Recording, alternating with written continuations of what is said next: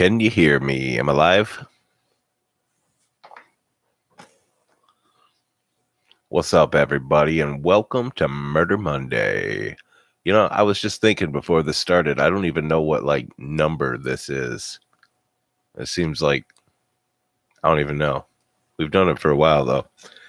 But, so how's everybody doing? I hope everybody had a good weekend. How's everybody's Monday going?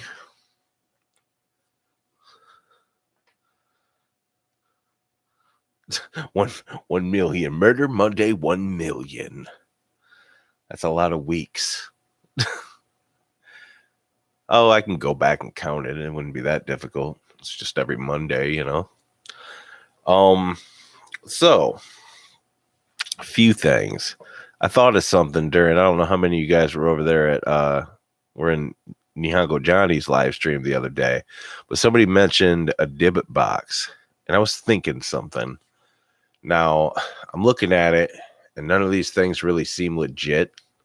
They all look kind of cheaply put together and stuff like that. But I'm looking on eBay,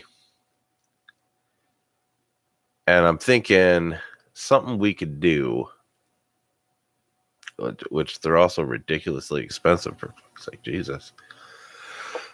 But something we could do, what up, Sightless, is if people wanted to put money into the PayPal for a Dibbit box, I could order one and then open it during a Murder Monday just to see what happens. Little idea there. Hey, what up, Scary? Just a little idea, something fun to do, you know what I mean? But like I said, I'm not seeing any that are looking like legit. They're all looking a bit questionable on eBay. So I wouldn't want to buy just some cheap piece of crap, you know. I'd want it to be legit, you know. But, so how's everybody doing? Everybody good? Scary Milk has to go milk the cows. What's scary is that it's the bulls that he's milking. Hey, what up, Dustin? Thanks for coming. And I gotta say, I'm glad that I've been feeling pretty good. I had another issue with my heart, but I didn't have to go to the hospital. I just kind of reminded myself that they told me that, you know, I didn't have any blockages and stuff like that. I went outside, got some fresh air. It calmed back down. Haven't had any issues since, and that was, I want to say Thursday or something like that. It was a little while ago, so wasn't that big of a deal. Heart rate went up to 144 that time, but it's still calmed back down. So, and it hadn't been quite a week since I started my meds and stuff, and now it has. So, been doing all right. Been doing good on my diet. Been eating differently. Been eating healthy, stuff like that. Got to stick with that. So, that's good. Hopefully, I'll lose some weight and it won't be so much abuse on the old heart, you know.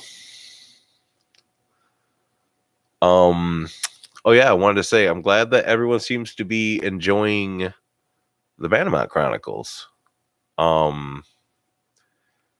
Yeah, they tend to get a little less views than my other stories, but I don't even care because I'm actually having a lot of fun writing them too. And it's something that I want to do. And there's definitely people that seem to be enjoying it. And so I like that. That's awesome. What's up, Johnny? Thanks for coming, Mr. Nihongo Johnny. I was just telling these fine people that person mentioned the Dibbit box on your live stream and how if people wanted to throw some money into my PayPal, I could order one. But then I was looking at them on eBay and they all looked kind of like they were just thrown together, kind of rip off ones. And I don't want to do something like that. It seems like that'd be a waste of time. Yeah, but if it's just a rip off, would it be a waste of time? You know what I mean? I don't want to freaking chip off all the wax, open it up. There's a little note in there that says sucker or something like that. You know what I mean? Because they're also not cheap. Like there's some that are like good $70 or more in there too, which is like, that's, you know, if I'm going to spend that much money, I want it to be freaking legit. You know, I mean, I want to freaking die as I open this thing. You know, it's not worth it if I don't. It'd just be a waste of money. What would you guys, you know, what would be the point? But I'd like to do something spooky sometime, you know, like legit spooky. What up, 4? But yeah, I would definitely like to do something like straight up creepy in these live streams that people would be like, oh shit, this dude's serious business. He's going to do something fucked up and not even care. You know what I mean? Just because. I think it'd be fun.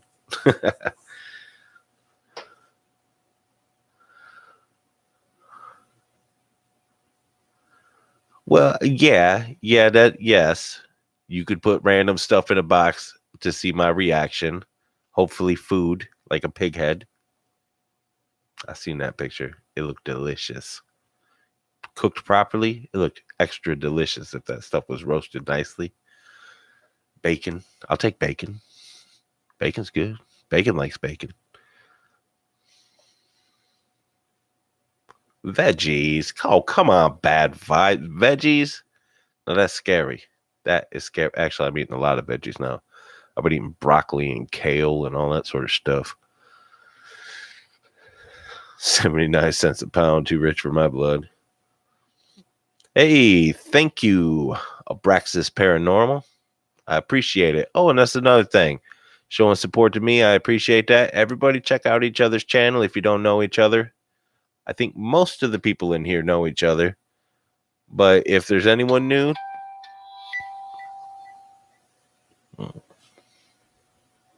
What's all this about? What was that? Oh! Thank you, sir. You know who I'm talking to.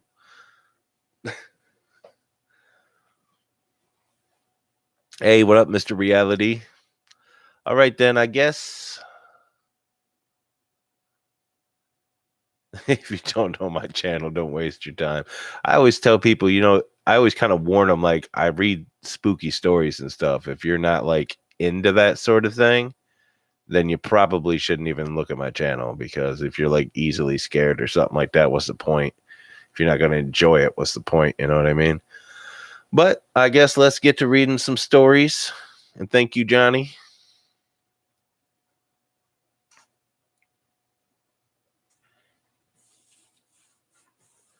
All right, just hold on. Let me eat some antacids before I get this started. I figure if I eat the antacids before, maybe my heartburn won't be ripping my heart out of my chest while I'm reading.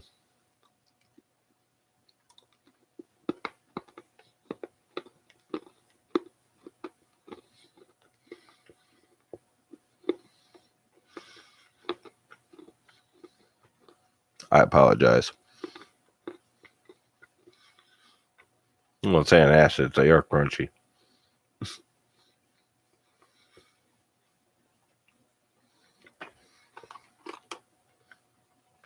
It's like assorted fruit. It doesn't taste fruity at all. It tastes like chalk, like most antacids do. Yeah.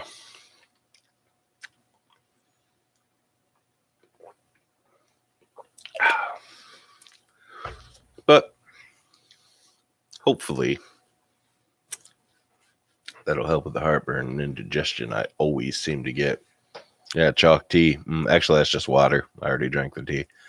All right, so I'm going to start this off with the one story I had left over last week. And again, Johnny went and hunted down all the stories for me. I got like 100 of them. I definitely won't be able to get through them all tonight. All right, so this is called A Storm Came and Then My Fiance Started Looking Under the Bed. And it was written by Argo27. Only 22 days ago. Yeah, I appreciate that you've been getting me all the stories, Johnny. I caught my fiancée looking under our bed for monsters. I had never seen her do this before. Usually, we climb into bed the same old way we always have. Throw off the big pillows. She takes her shirt and tosses it across the room. I sleep with a shirt and socks on, and we get in. But this time, I suppose she thought I was still in the bathroom, but I was behind her, and I saw her look under the bed for monsters. It was the type of look my parents did when I requested, scared, and clutching the blanket to my chin. She wasn't looking for anything. She didn't get on her knees and start searching. There's nothing even down there. It's about half a foot off the ground.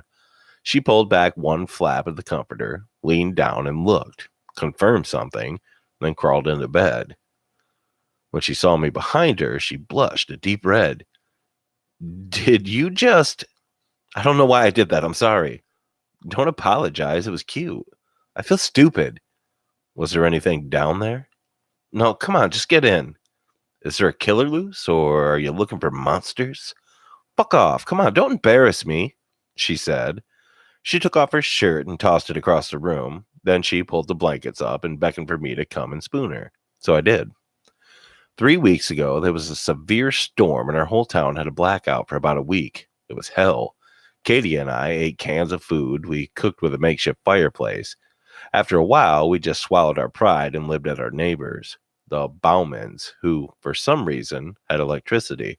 The worst of it, thankfully, was that our window, a modest garret window in our attic, blew open. The water damage wasn't too bad, but glass and debris blew in and made cleaning up hell. It was a bit after that she started complaining about hearing skittering in the walls, in the attic, under the floors. I said it was possible that the hurricane scared some vermin into our house for shelter, but every time I called it a rat or a mouse, she just got quiet and shook her head. The second time I caught her looking under the bed, I didn't say anything, but the third time I brought it up. I feel like there's something you're looking for. Did you see something? No, I don't want to talk about it. I would sure like to. Or I sure would like to. Do we have bed bugs or something? Have you been getting bit? You don't hear that scratching at night? No, I don't. Is it on the floors? I think it's like under our bed, scratching up, scratching at us. I've never heard that. All right, then maybe I'm just hearing things. She crawled into bed and I waited for her to take off her shirt and toss it, but she didn't this time. She pulled down the sleeves and got under the covers. You're doing the shirt on tonight? Yep. I crawled into bed and kissed her. I spooned her and kissed her head softly until I heard her breathing shift. I turned over onto my back. I listened for scratching, but I didn't hear anything. Thing is, I watch a lot of horror movies. In fact, it's my job to work on and in horror movies. I work in the special effects department and am surrounded by prosthetics and clays and synthetics. I read horror scripts and stories every week. I never take things home. I don't show Katie because I know she doesn't like it, but here's the idea. In horror movies, the husband never believes the wife. It's called the Cassandra paradox. Way back when in the Greek times, this girl Cassandra was cursed, and when the Trojans were invading or something like that, nobody believed her. As a classic plot device in horror stories, and I made a promise to myself that I'd always believe Katie if she got scared about something. But the thing is, I don't hear anything. I wake up to brightness, a flashlight on my face. Across the room, Katie stands in her shirt and some flip-flops she got for $5 when we were in Florida. Do you hear that? I listen. Is it raining? The storm is coming back. The storm coming around the first time was, in fact, an odd occurrence. We live in a small little pocket outside of New York City, and I commute by train to my effects warehouse. It's deep November now, and these tropical storms from the Atlantic are making less and less sense, particularly since they are isolated just over our town and a couple of miles beyond.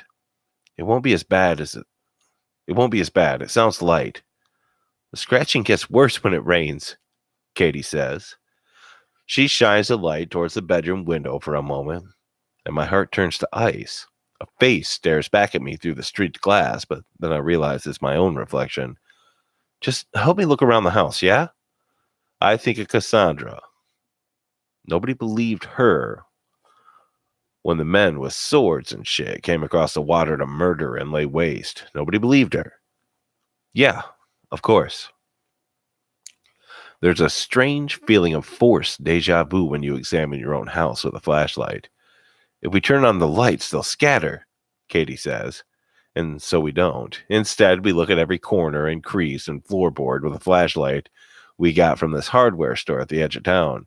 You notice different things.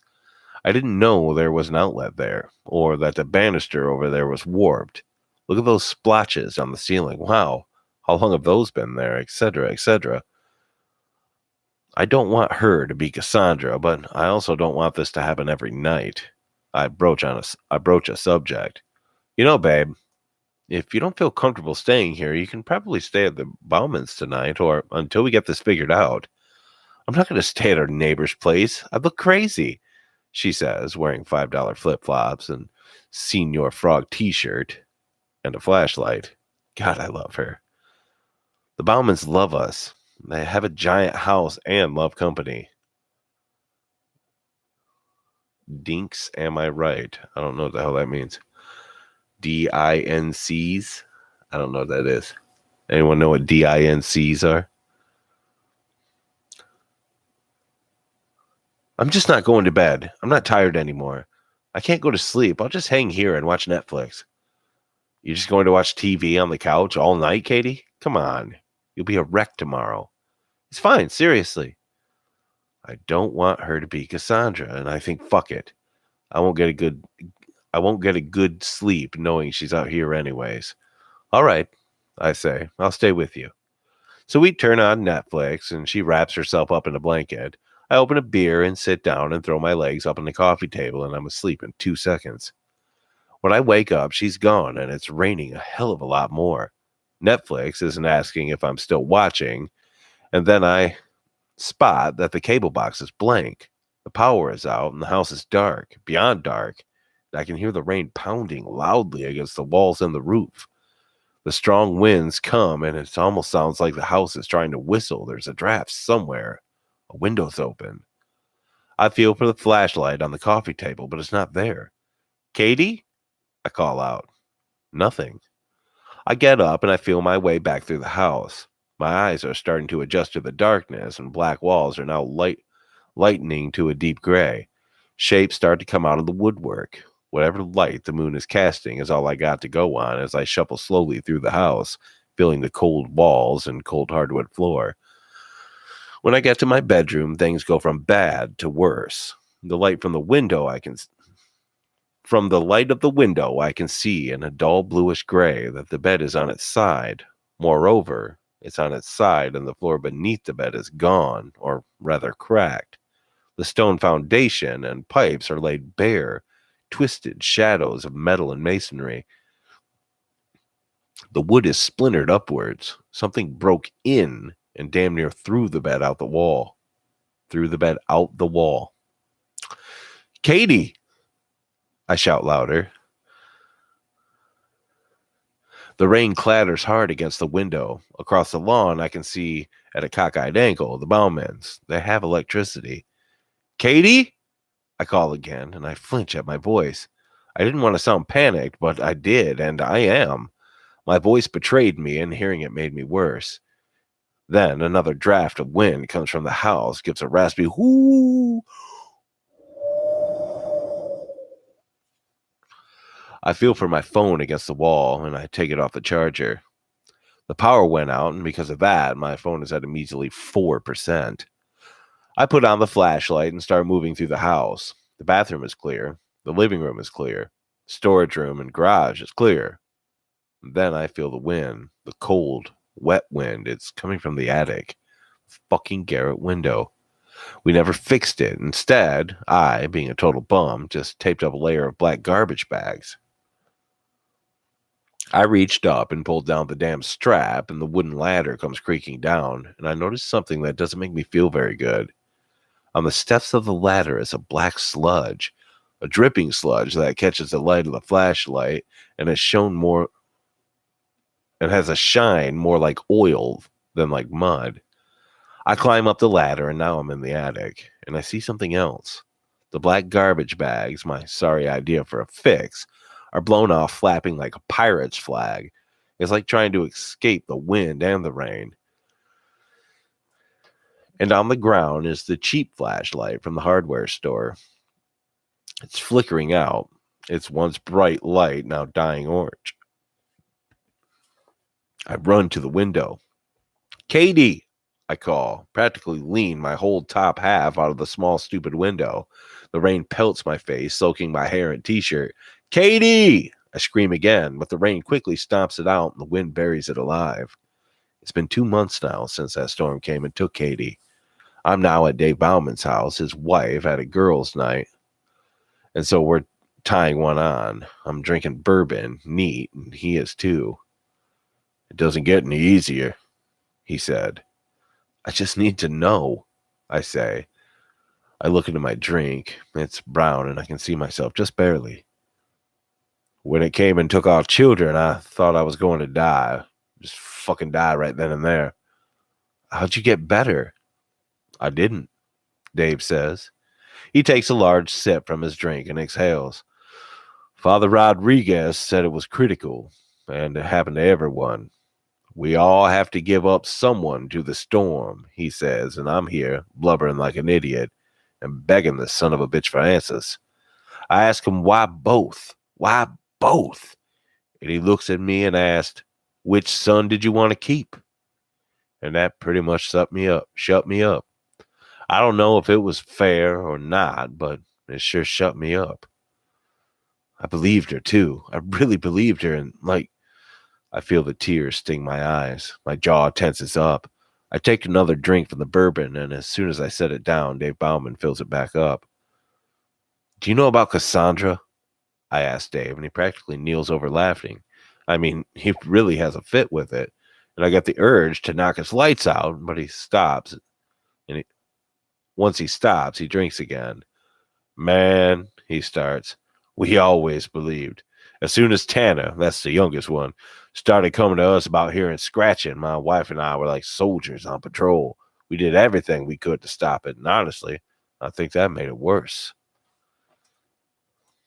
Well, that's the end of that one.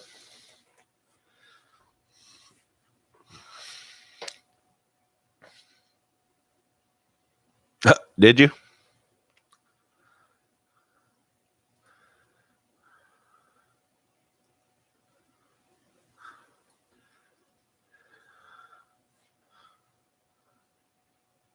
Thank you. Everybody, please like, sub, share. Oh, you guys were just talking about choking again. I mean, if Johnny's here and you're here, I would just expect it. You know, I would just expect it. Does my voice make people frisky?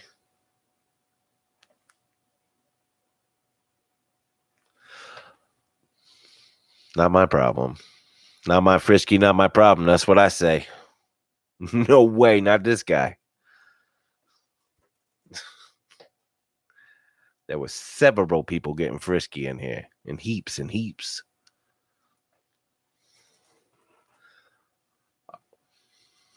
What up, Nightmare Files?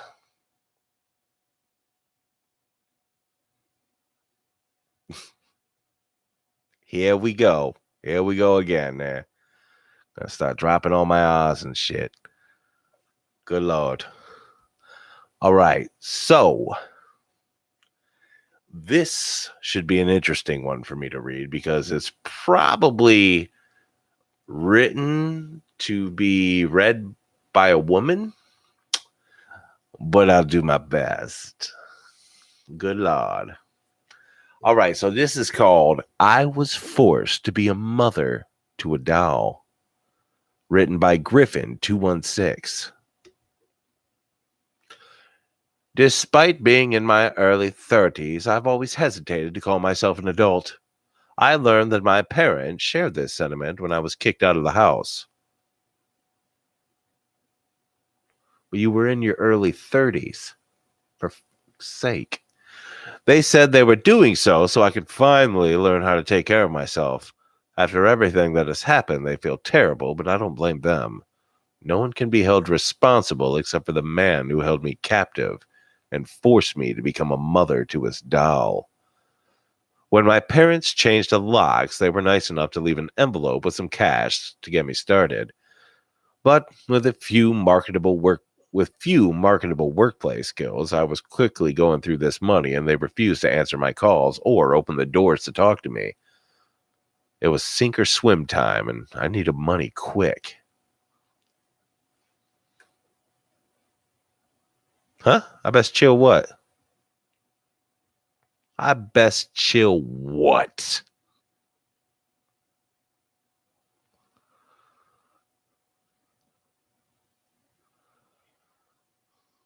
What you talking about, forewarnings? What are you talking about, forewarnings? Ain't you ever heard of talking puppets and dolls?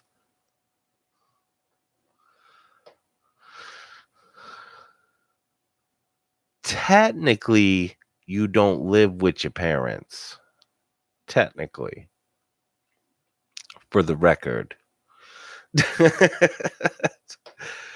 I sent out responses to every Craigslist ad I could find that would allow me to start work immediately. My captor posted an ad looking for a full-time nanny to look after his daughter while he was at work. I hated kids, but the pay was great, and the ad said no experience was necessary. The only requirement was a motherly touch. I certainly didn't have that, but I thought I could fake it for the right price.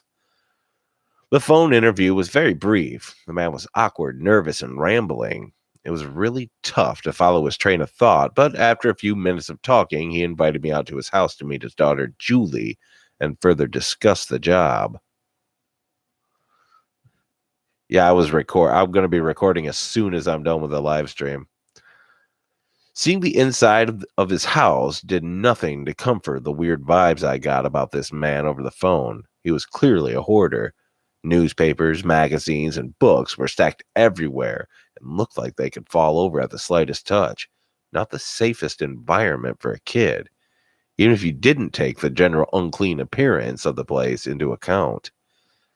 He showed me the living room where we sat on opposite couches and looked like they did not receive very much use. I tried my best to smile and ask the appropriate questions to show him how interested I was in the job, but he did most of the talking. His sentences were jilted, and he refused to look me in the eyes. He never once mentioned Julie's mother, and I certainly didn't feel comfortable asking why she wasn't in the picture.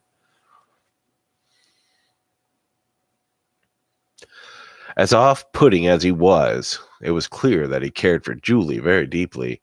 He was worried that she didn't have a strong female role model in her life. When he started to describe what he wanted from me, I really started to get uncomfortable. Julie needs a mom. That's you. No, she needs you. To hold her, to feed her, watch her sleep. Together we can give her this. She can feel loved. I wanted out of this house and to never come face to face with this man ever again. When he formally offered me the job and reached out his large hand for a shake, I told him that I had other offers that I was looking at, and I'd have to get back to him. He looked me in the eyes for the first time and just stared at me for a full 20 seconds. It was impossible to read his face, but I knew that I had to get out of there.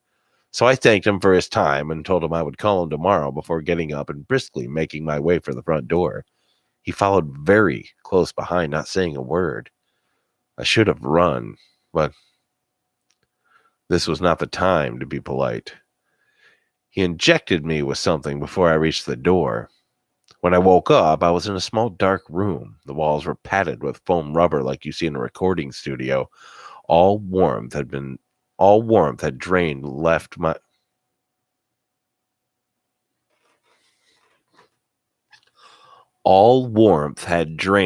left my body from lying unconscious on the concrete floor. The only source of light was from a small glass window in the center of the only door. Of course, I tried the doorknob, but it was locked. I tried to break the glass to no luck. I clawed my way through the foam only to find hard wood behind it. I screamed until my voice gave out. Eventually, I had no choice but to give up, and I sat on the floor until he returned. He spoke to me, muffled through the door. Again, the sick man told me that Julie needed a mother. He couldn't give her everything she needed and wanted me to fill that emptiness inside of her. I told him to go fuck himself. This continued for days. He'd cry and plead that if I would do it for him, at least I could do it for Julie. That if I wouldn't do it for him, at least I could do it for Julie. She needed a loving family. She deserved it. I was hungry, thirsty, and working on nearly no sleep, but I wasn't prepared to give in to the demands of a madman. He was a large man, but I knew he would eventually have to open this door, and at that time, I'd be ready to fight with everything I had to regain my freedom. When he realized I wasn't going to agree to be Julie's mother, he completely lost it. The ear-piercing scream that man let out as he beat the walls outside my cell brought me to my knees. His cries were the sound of pain mixed with anger, and then his face returned to the window. It was a deep, raw red and streaked with tears. The raw hatred in his face scared me to my core. He let out another roar before unlocking the door and ripping it open. The fight had completely left me. I backed into a corner to put more space between us, but my captor quickly closed the gap and pulled me up by my hair. He wrapped his muscled arm around my throat and put his lips right against my ear as he screamed, "You're just like the others! Putting yourself before my beautiful daughter, you stupid, selfish bitch! You couldn't possibly understand what love is. Fuck you! I'll show you what happens to those who aren't willing to reason. Willing to see reason. Damn it." Everything was going black as he dragged me from the room and down the hallway. He tossed me to the floor in another room and slammed the door shut. All right, Nightmare Files, you have a good one. Thanks for hanging out. If you refuse to love me, to love Julie, to become a happy family, this is what awaits you. And he walked away, leaving me in total darkness. It took several minutes of gasping for air before I could even think to figure out where I was. When I started to really think clearly, the musty smell of the room was the first thing that hit me. I blindly felt around in pitch black room to try and get an idea of what was around me. The room was much smaller than my previous holding, and it wasn't long before my hands felt something cold and soft. I jumped back, pressed myself hard against the wall. My eyes slowly adjusted to the darkness until I could just barely make out my surroundings. I shared a room with a corpse. A young woman. She wore a frilly pastel dress and white makeup that had been caked all over her skin. She looked just like a life-size porcelain doll. I don't know how long I spent in that room, cowered in a corner, trying my best to keep my distance from the dead body.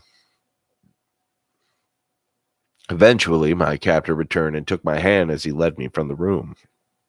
He took me back to my original cell, and we sat on the floor together, my head never rising to look at him, as he explained how things were going to be from now on, how we were going to be a happy, loving family, or I'd be joining his ex in the closet. He left me alone for the night to think things over. I spent the whole night crying as I realized I had no choice. I was weak from exhaustion and wouldn't have been able to overpower this man at my peak physical fitness. I knew that my only chance of survival was to give in, to be the mother he wanted me to be and become hypervigilant. I would always be looking for that one opportunity I needed to escape. The next day he asked, "What up, meow?" The next day he asked if I was ready to meet Julie. I nodded my head and he smiled while offering me his hand. He led me down the dark hallway, making sure to slow down as we passed the room that held his prior captive. He turned back and grinned at me. "I'm so glad you decided to come around. We're going to be so happy." He led me to the room be my only He led me to the room which would be my own for the rest of my captivity. It was larger than either of the previous rooms, but not by much. The only piece of furniture was a hard molded plastic bed. Fluorescent lights shone down from the ceiling, safely guarded by a metal cage. Now the bed was my very own frilly dress. He left me alone as I changed and then returned to give me my full instructions. Rainer. From now on, we would refer to each other as Mom and Dad. I would watch over Julie during the day while he was at work, and then we would spend the evenings together as a family. He didn't mention what would happen at night, but I feared for the worst. He then left and came back with a cart carrying makeup supplies. He tied my hands behind my back and applied the heavy white makeup.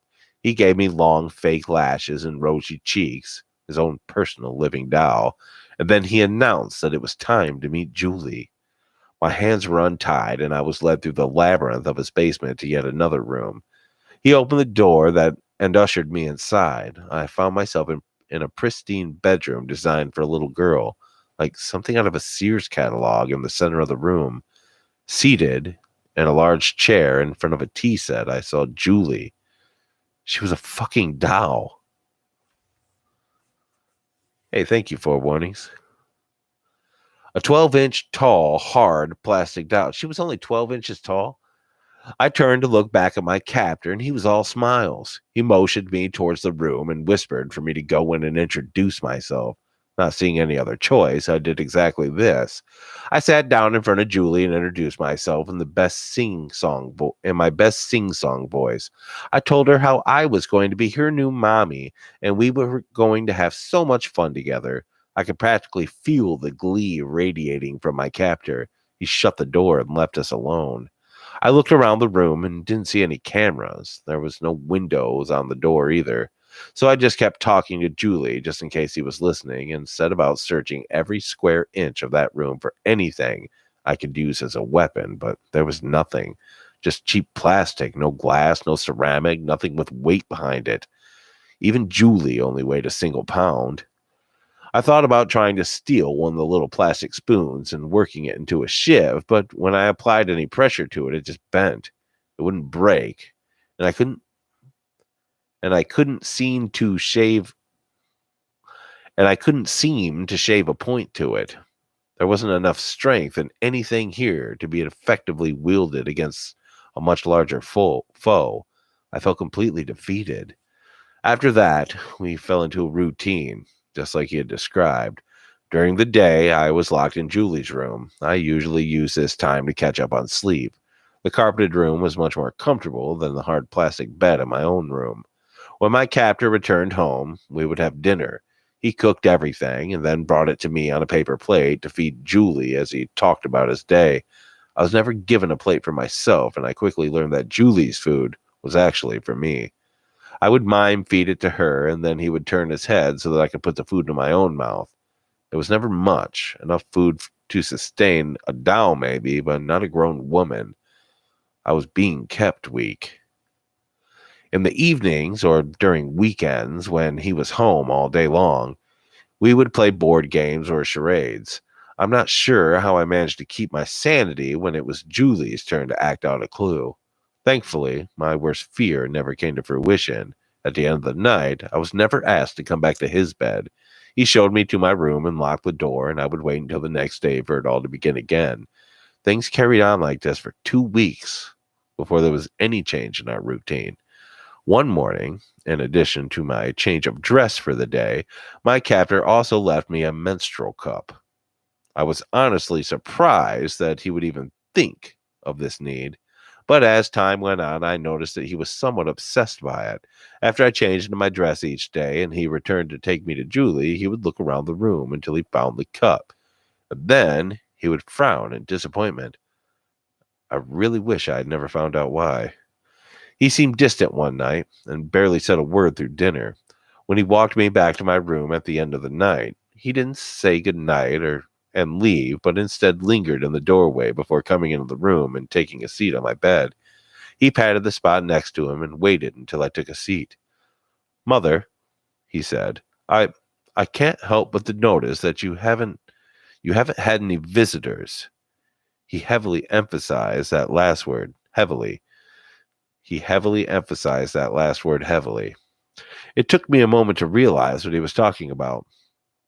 It was true that I hadn't had my period during the whole time I was there. It had been at least 6 weeks by my count.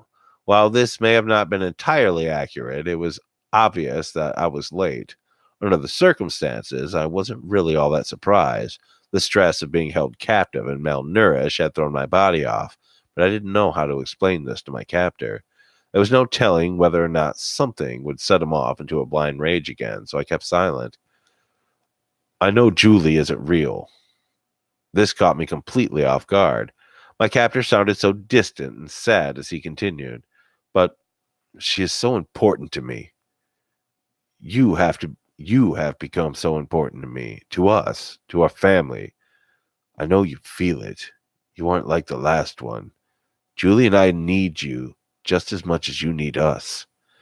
He then turned to me and kissed me on the forehead before walking out of the room. "I know we're close. You can feel the love in this household as much as I can. When you are visited, let me know right away, and we'll finally be able to bring Julie the love she needs." And then he locked me in for another sleepless night. After another week went by and my period still hadn't come, I could see the panic start to set in my captor's face. To make matters worse, the smell seeping out of the room with the corpse grew stronger and stronger. My captor tried to counteract this with air fresheners, but it was clear that everything was becoming too much for him. He started to make a habit of talking to me before bed. He was worried that Julie didn't have much more time. He was prepared to take drastic measures to give Julie the life she deserved. I could tell that he was starting to crack as his incoherent plans failed to work. I began to worry that I would end up in that closet room with the other woman, whether or not I continued to play house with him. So I took his face into my hands and turned him to me. His watery eyes locked onto mine, and I could see the desperation in them. "What can I do to help, Dad?"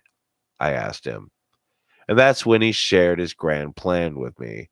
He wanted to make Julie into a real girl, a living, breathing human daughter. He knew that the only way to do this was to give her two loving parents. That's what was required to create a child. Then he grabbed me by the hand and dragged me to another room in the basement I had never before been allowed to enter. This was clearly somewhere was not ever supposed to step foot in. It was not kidnap victim proof. There was a large wooden desk in the center. Heavy books lined the shelves and the walls, and it was well lit with lamps. It looked around me and saw I looked around me and saw potential weapons for the first time since I woke up in that basement.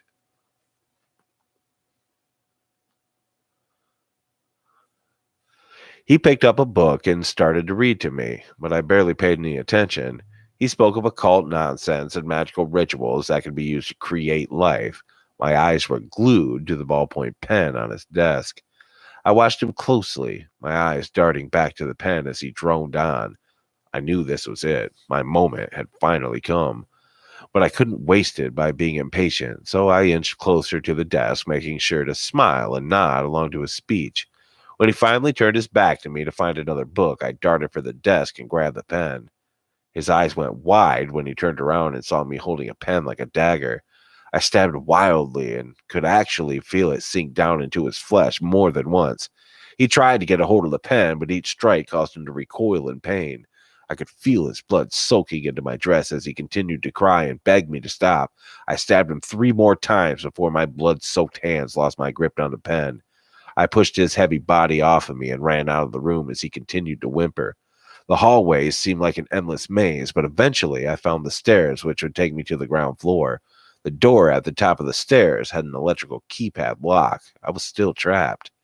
By this time, my captor was on the bottom of the staircase, holding one hand to the many of the wounds on his body. He was crying and covered in blood. It was a beautiful sight, only ruined when he raised a revolver in his other hand. "Why?" he asked me in a pained whisper.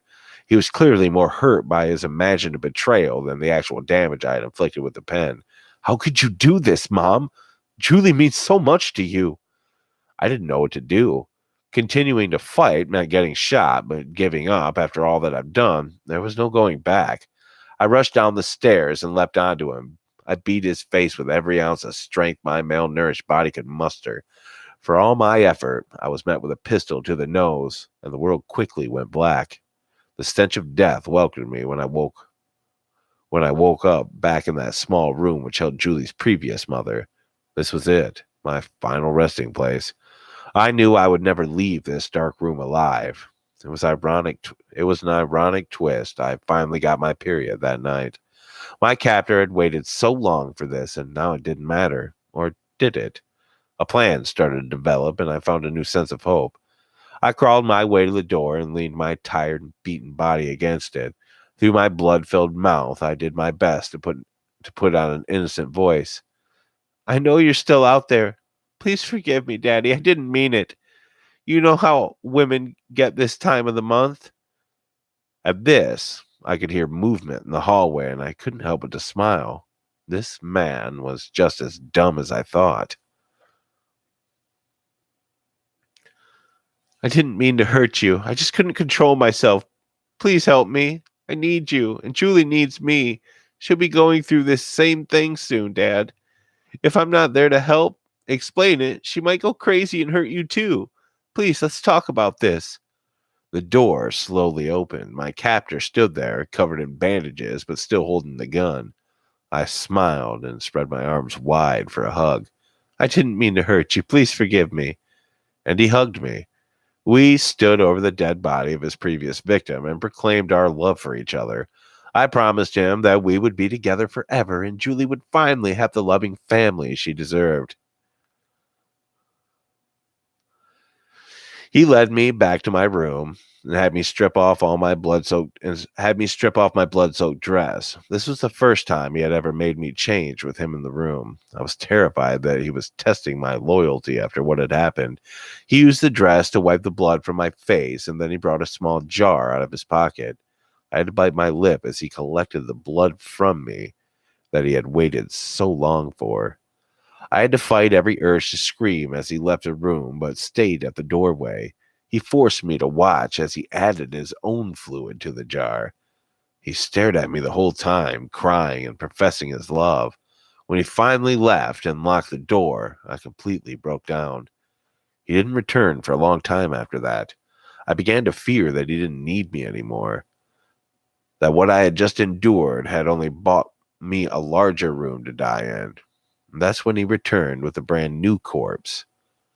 I couldn't hide the fear on my face when he showed me the freshly dead body of a small girl. He explained how this was the final step. He had retrieved the body from a grave last night, and now our love would be able to transfer Julie's spirit into the dead body. She would finally be a real girl. Tears were in his eyes the whole time he explained this to me. I had never seen him so happy. He just cradled Julie in his arms and kissed her head. It won't be long now, my love. And then he turned and gave Julie to me while he prepared for the ritual. We did it, Mommy. Our family is finally going to be whole. He bent over the corpse, drawing on the floor with our combined fluids. I saw the gun was tucked into his waistband. Fuck patience. This time I just dove for it. He was so happy and distracted, I was able to snag it with ease. And when he turned around in a state of panic, I already had the gun against Julie's head. The code, I said coldly. What? No, what are you doing? Give me the fucking code or this ritual is ending right fucking now. He spit out the numbers as quickly as he could and pressed his hands together, begging me not to hurt Julie. I pulled the trigger and the doll exploded. I'm not ashamed to admit that I laughed as I watched this man claw the pieces of his doll close to his heart. He blubbered and screamed in anguish as I casually walked up the stairs, punched in the code, and heard the lock click and pushed the door open before returning down the stairs to unload every last bullet into that son of a bitch.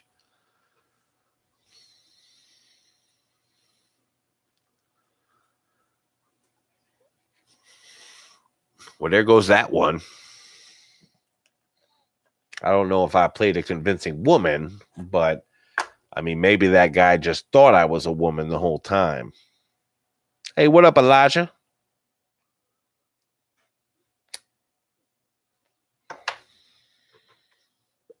I was an amazing woman. Thank you, Johnny. Thank you. Crow. What up, meow? Smoke break. Indeed. Where's Dark Reeds? Oh, yeah, there is Mr. Dark Reeds. What up, Dark Reeds?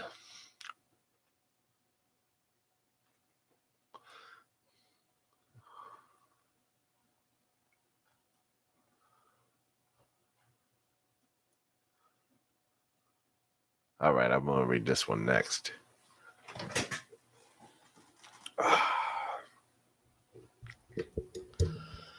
Scroll the chat, huh? I don't know if I should. Well, wait, what am I looking for, meow? I just got done reading the story. It's smoke time now. Wimp. I got to take a break. What am I looking for, meow? Because there's a lot of chat to scroll, you know?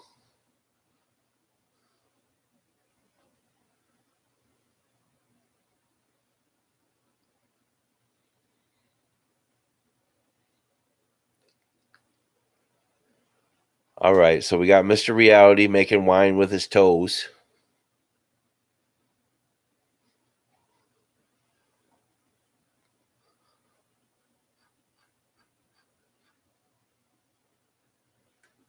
My visitor? What?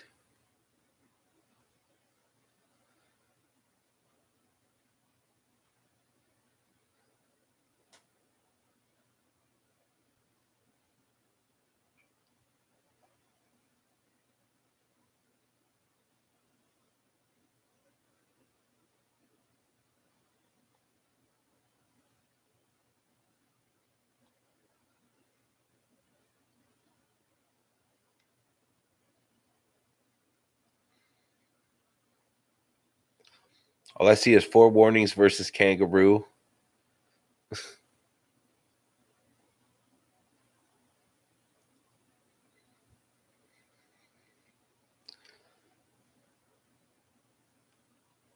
I'm tripping on that figure back by the blue curtain behind Crow. Keeps peeking. What blue curtain? I don't even have a blue curtain. Just above his head. Oh no.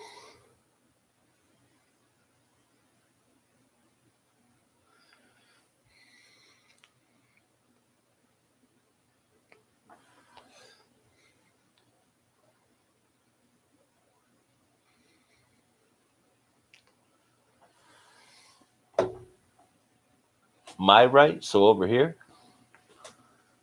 I don't know. I don't know what it could be, meow.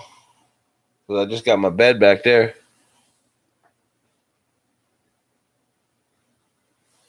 I don't know what it could be. Cause like that right there is a closet door alongside my bed there. Back there is just my wall. That's a fake window. So I don't know what it could be. I don't know. I don't see anything on my camera here. Whatever. Weird stuff happens. It's coming up from behind my head.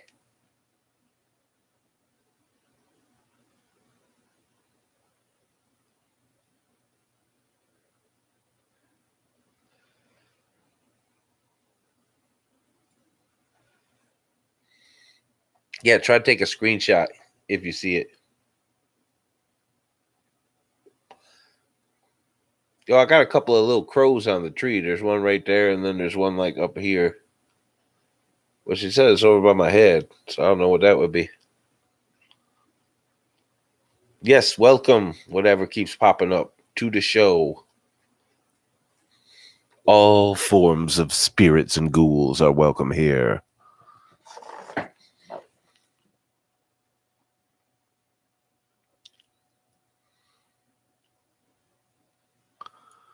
What, you mean that right there? The little cat, you mean, Johnny? The little cat, right, what there? Yeah, it's a little cat. It's my pet. He don't eat much.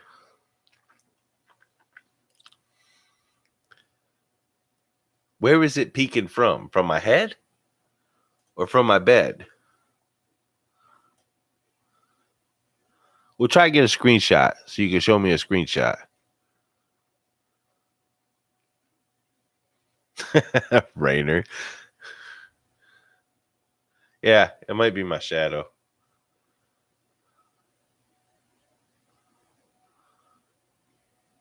I don't know. Whatever. Where my bed is. So right here.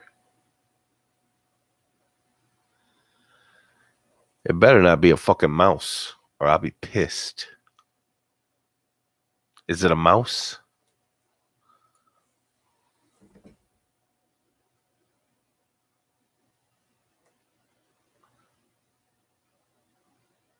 I don't see nothing, but my blanket is kind of tore up over here. I don't know if y'all can really see that. But my blanket right there is messed up, and I made my bed right before I started. about 3 foot tall. Huh, whatever. I ain't worried about it. Whoa, whoa. Crows don't eat mice. Look.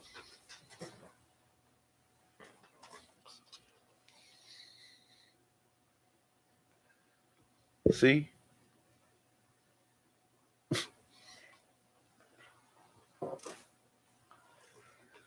It's a crow and a mouse.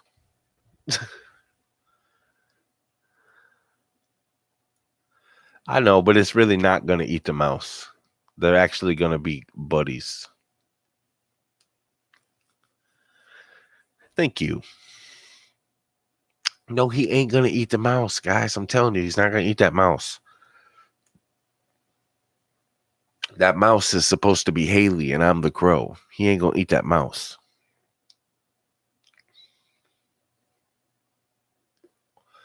All right. It's about time for another story. Try to get a screenshot of whatever's popping up, all right?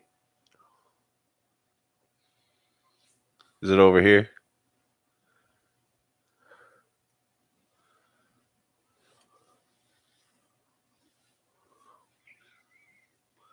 There you go. Sorry about that, Johnny. All right, hold on. I got to check something right quick. What is this?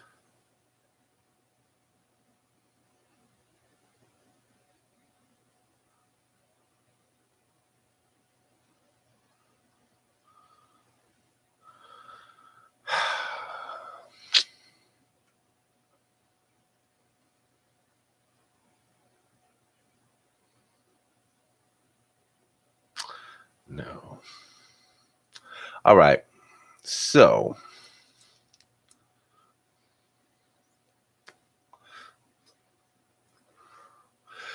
this, I do need a good beard comb. I don't have one.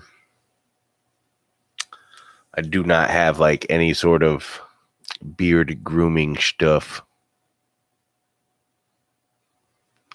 4 warnings could do it. She quick like lightning. This story is called I'm So Glad I Killed Myself Last Night. Written by Colorblindness. Only 4 days ago. What up, Jersey? Bear with me because this isn't easy to explain. I'm a single dad that has been experiencing a rough patch in my life. Bills are piling up and my alimony isn't getting paid. Last week, they towed my car away to the impound just because I was 4 days late on the payment.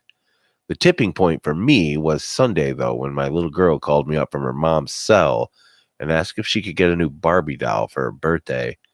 I had promised her that Barbie since spring, and now, all because my boss cutting back on my hours, she was going to have to go without it.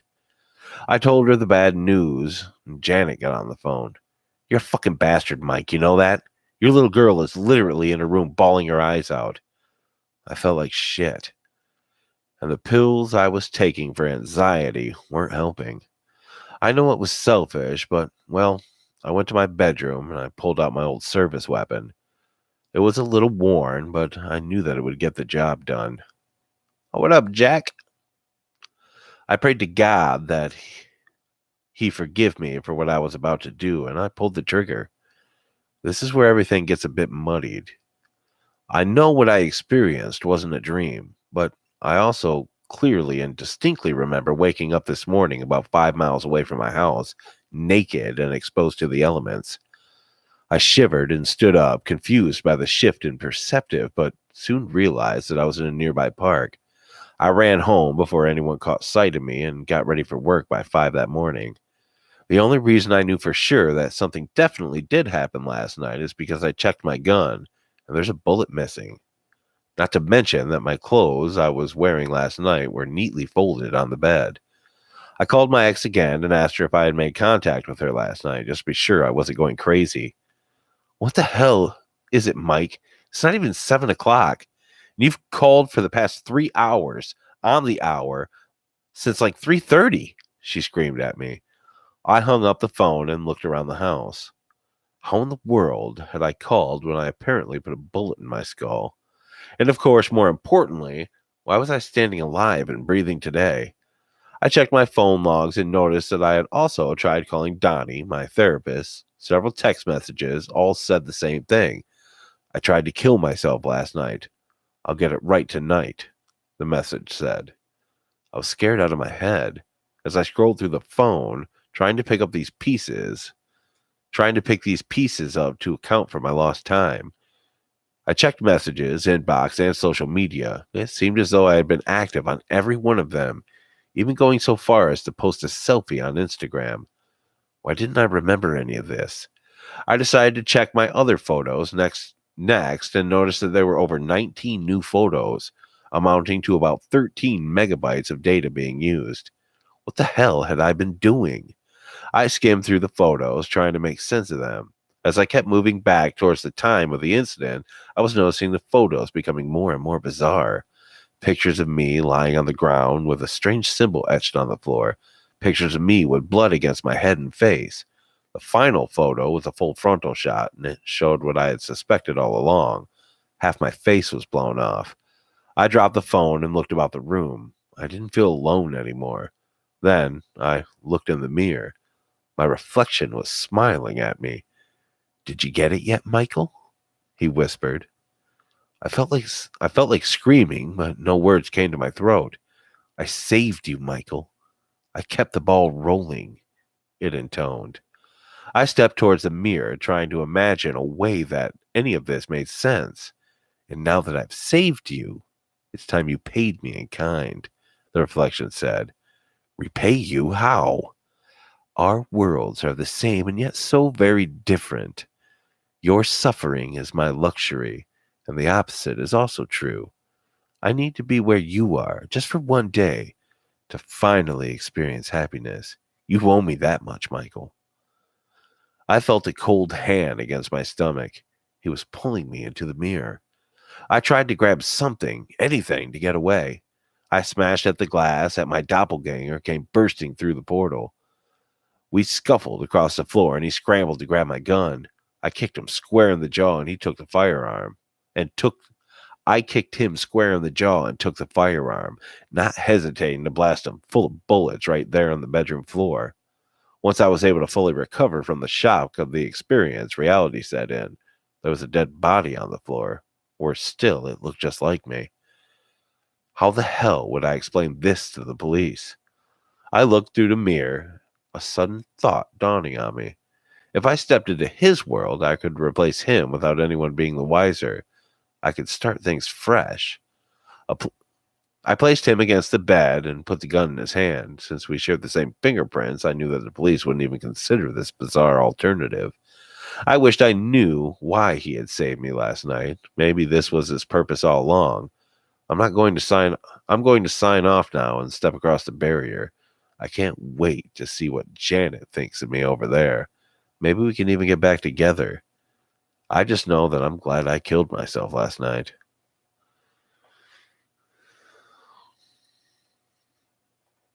Well, interesting.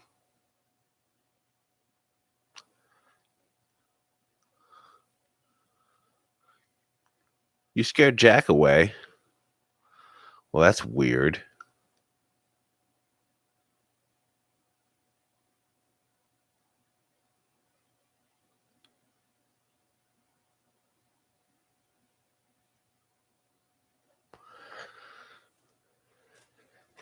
It's pretty weird that you scared Jack away. I wouldn't think Jack would, get scared easily.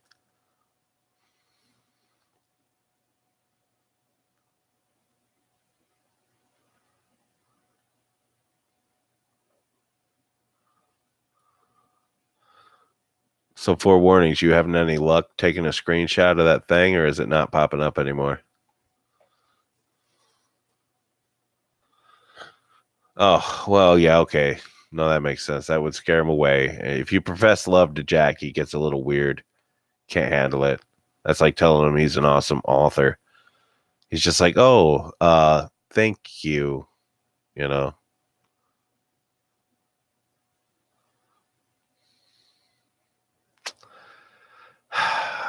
I picture you actually singing that with like feeling and everything for warnings.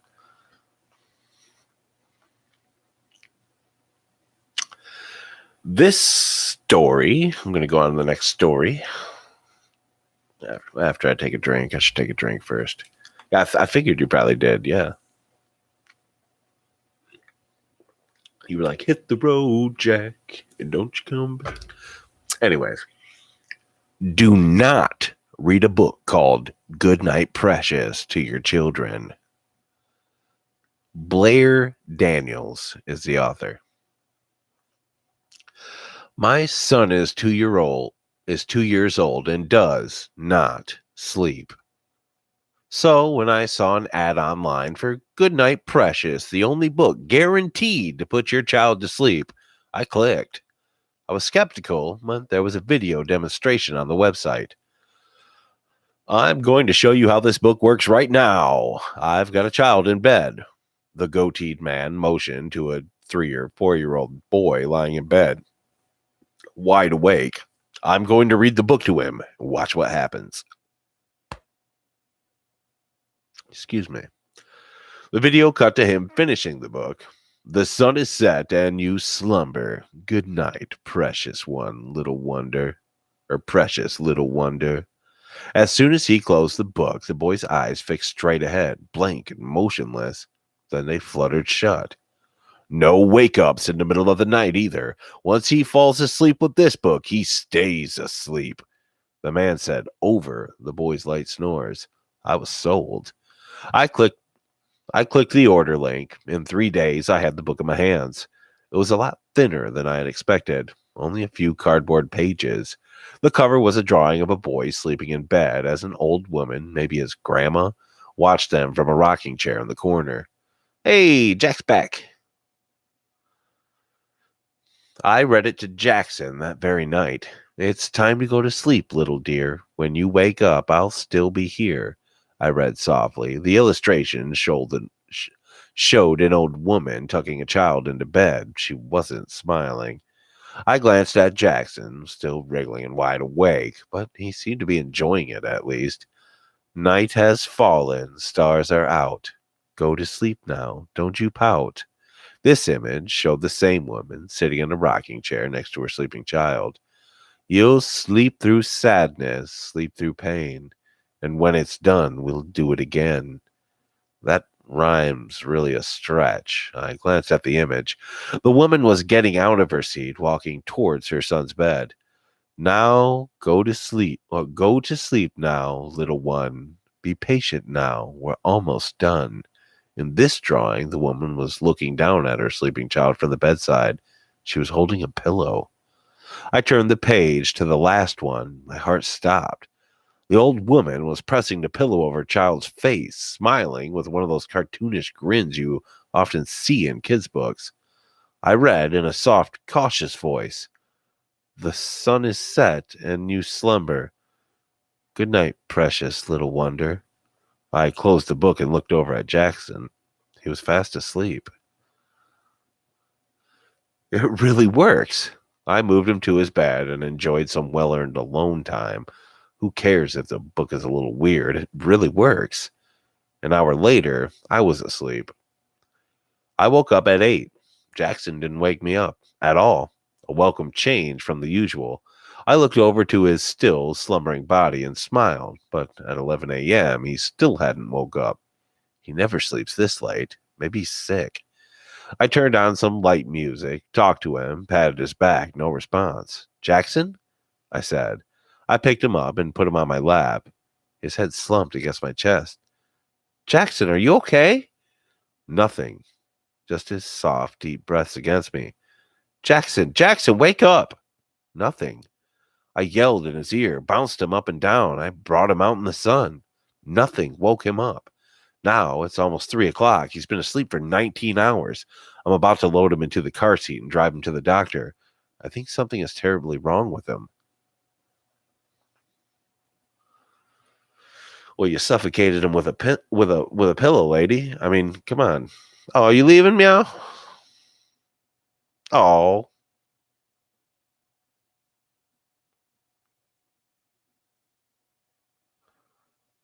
Oh, he's not mad at you, Steph. He's not actually upset with you, Steph.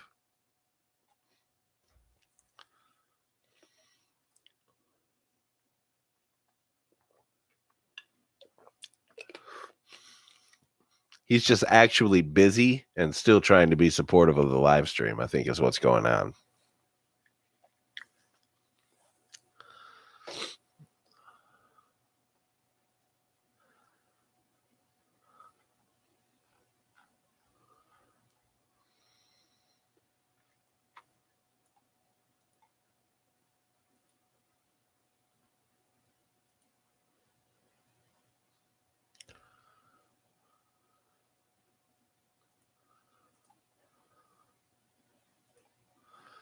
Alrighty.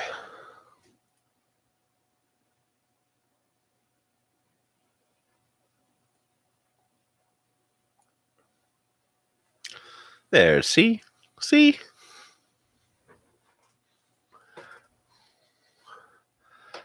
So, everybody like and share. I think everybody's probably already subbed that's here. We got the crew here.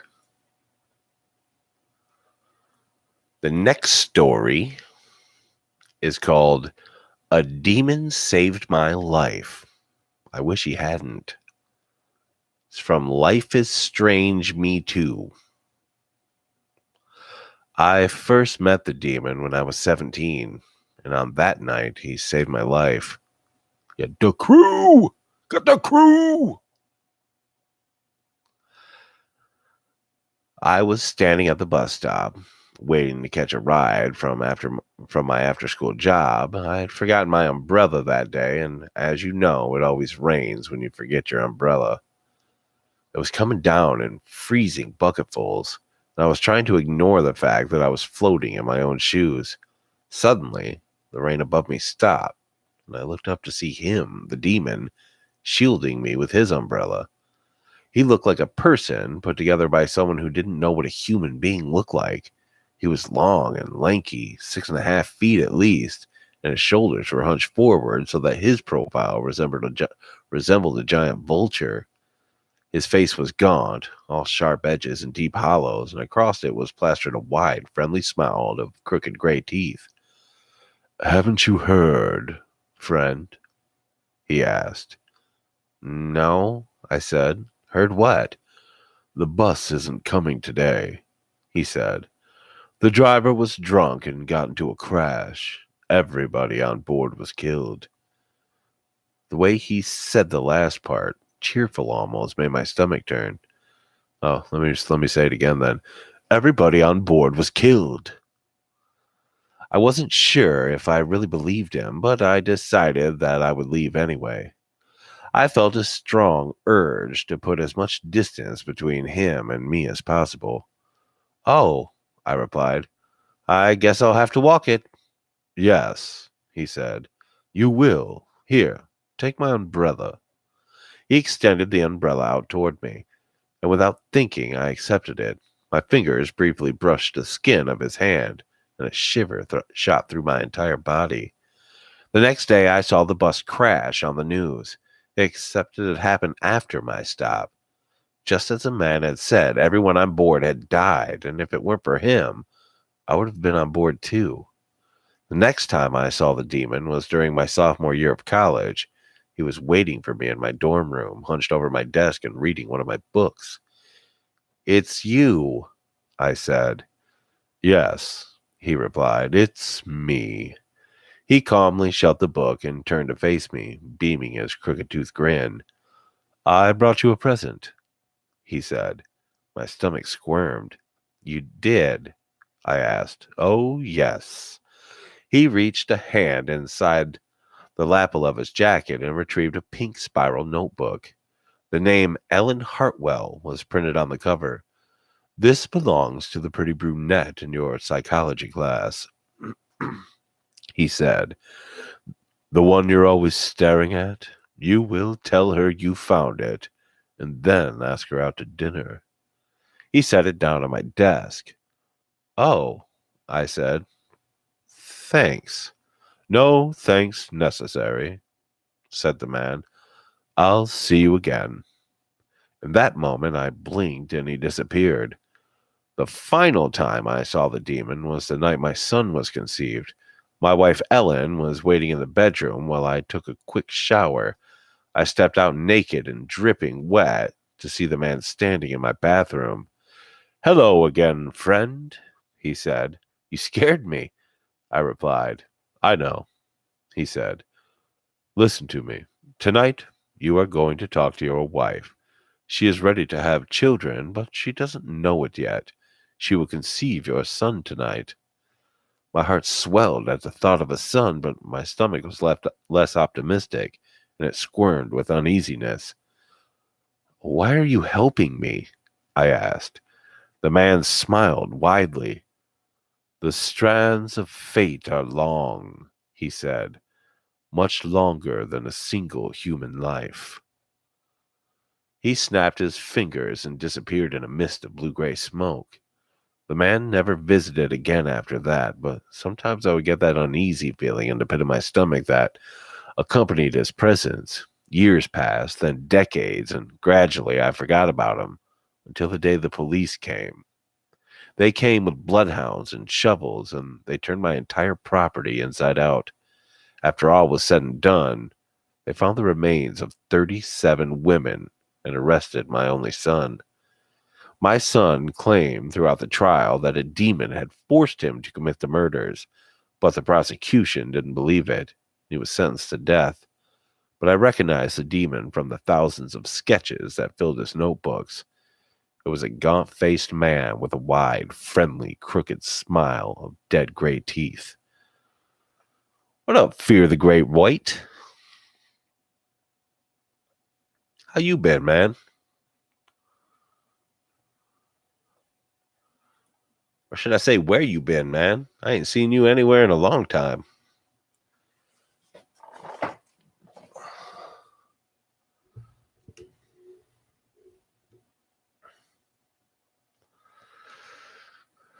You know what? Maybe I will make it through all these stories tonight, Johnny.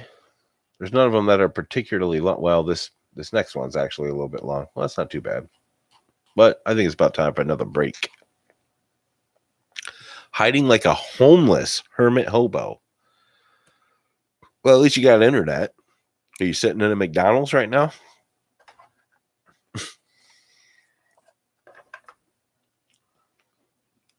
Yep, break time.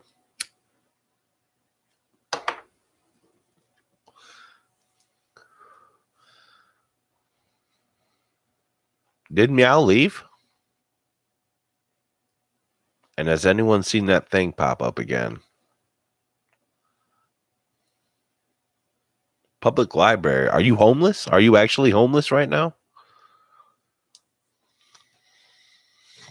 I never did see it, but I have like a thing in front of my face anyway, so I can't actually see right behind me anyhow. So whatever. I ain't stressed about it. I don't really care. Well, dude, you never know though. You know what I mean? People do end up homeless and stuff. You know what I mean? So, what up, April?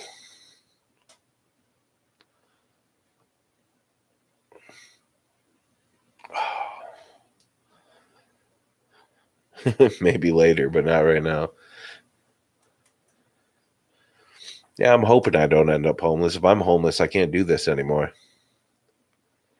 Oh, you're gonna have a story for me soon, huh? A story for me to read on Murder Monday, or a story that you want me to narrate? Yeah, what's up with that, April? You're late. No, I'm just kidding. That's fine. Yeah, but you're usually not late. One for me to narrate? Well, cool, man. I've been pretty close before. Actually, me being homeless was the entire reason I got into wilderness survival, because I thought that I was going to end up homeless because I knew I was going to end up leaving my ex, but I didn't think I was going to be able to get my disability. Well, it's a long one, huh? I actually do believe that I read Giggles for Jiggles during a live stream. I can't remember what live stream it was, but I did. I did read that one where she captures the dudes and she got some hanging in the freaking barn and she's cutting them up, making them laugh and stuff, telling jokes and killing them when they're not laughing at the jokes and stuff like that. Is that correct?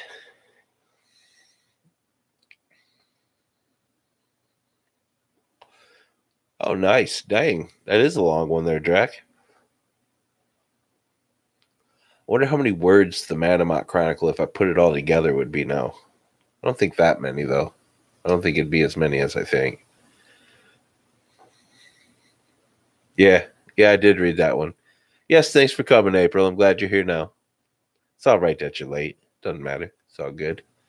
People have lives besides Murder Monday. As sad as that is.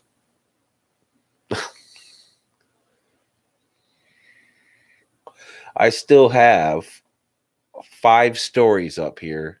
I'm not sure if I'll read one of them at least, but we'll see about the other ones.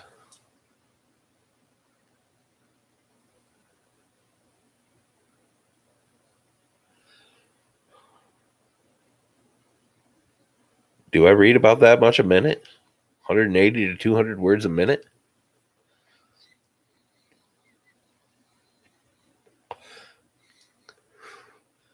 Interesting. Oh, did you get another one? I'll have to look. Yeah, I don't know. I don't really like time myself, I guess. You know, on what I read. I guess I could listen to like a minute of one of my narrations and then find the story and then copy and paste it and see how many words it is. I know you always make my live streams, April.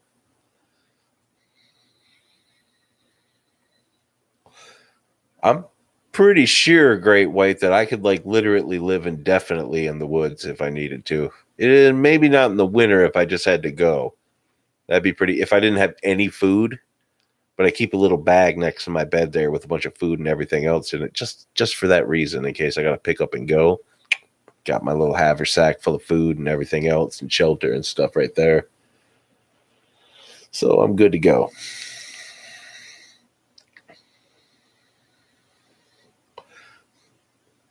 Yeah, it's a go bag, a bug out bag. I'm feeling good. I'm feeling pretty good.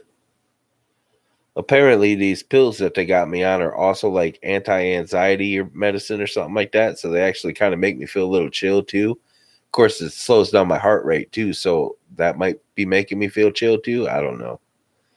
I agree, Whore Hive. Everyone should have a bug out bag because you never know when something fucked up could happen. It's not about, society collapsing or something like that. It could be anything. Could be my house catches on fire, so I'll grab my bug out bag and freaking throw it out my window or something. You know what I mean? At least I got something to work with,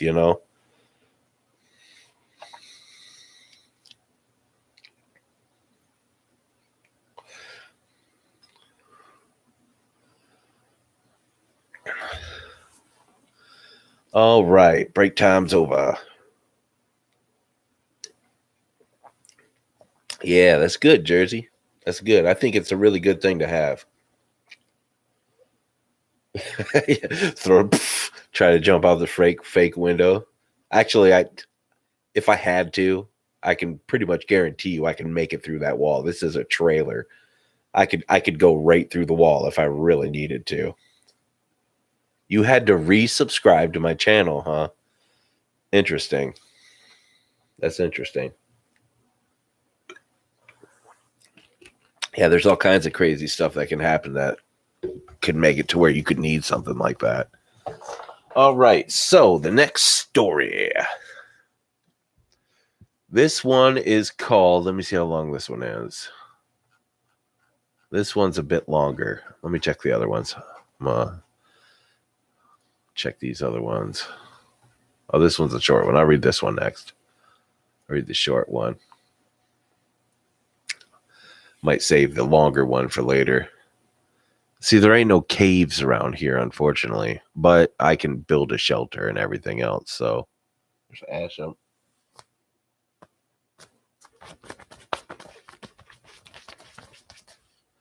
Is it gone? All right. So this next story is called I Was Kidnapped by My Parents. Posted by Easy Misery. Sure. I knew the truth at fifth grade. A police officer came into our classroom and warned us about stranger danger. He even passed out flyers of missing kids our age. One of the missing boys looked strikingly similar to me. His name was Brandon Knox. He was from 2 towns over and had been abducted 6 years ago. The name sounded so familiar. I looked at this boy, smiling with his parents, and in my chest I felt it, knew it. He was me. I could have done something. I could have talked to the police officer or my teacher, really anyone, but I loved my parents. They were my best friends. I had no memories of this other family. I didn't want to start over. Plus, I figured my parents had a good reason for taking me. Maybe those other parents were abusing me or just bad people. I rationalized the whole thing and never brought it up to anyone. For a while, wait, never brought it up to anyone for a while. I held the truth for 7 years. At age 17, my life was pretty typical. My parents were no longer my best friends, but they were still a constant, loving presence in my life. They provided anything I needed or wanted.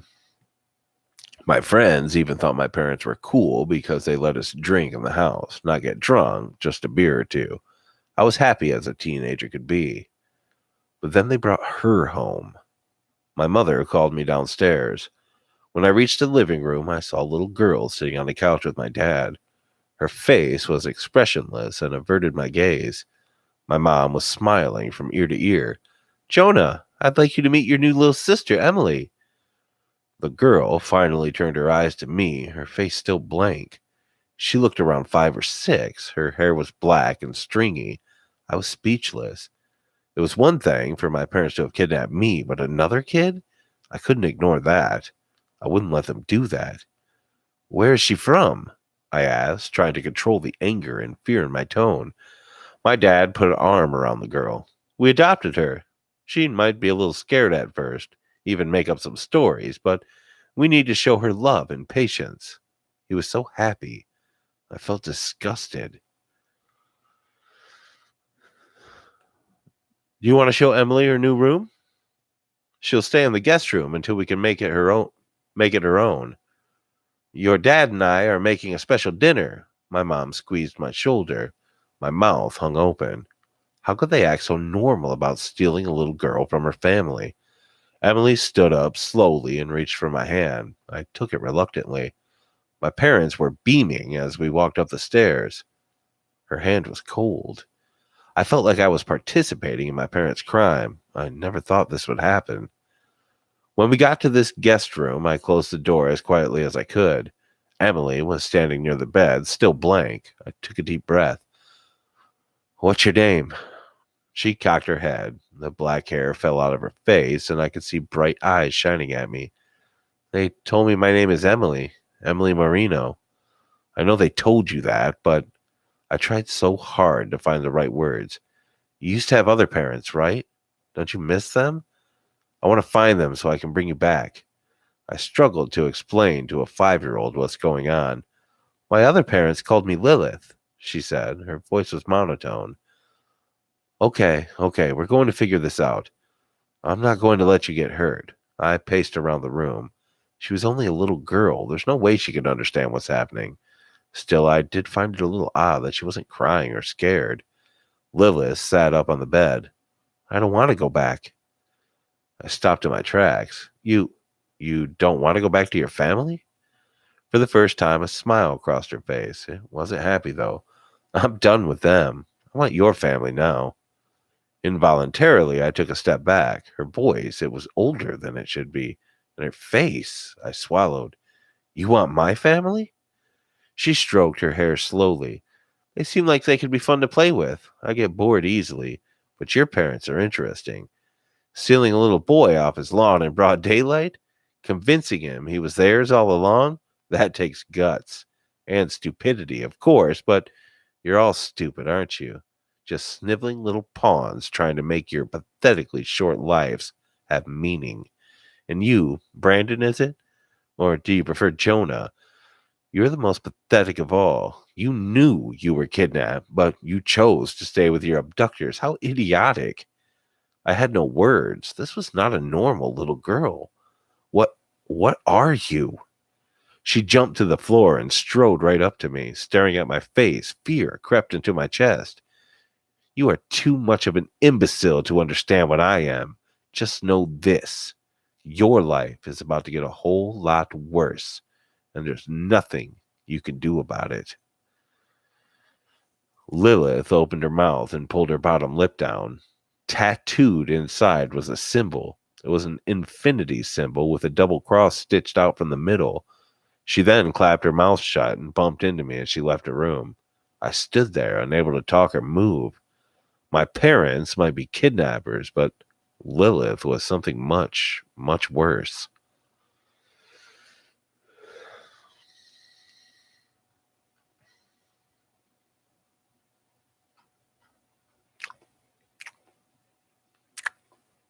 Well, there goes that one.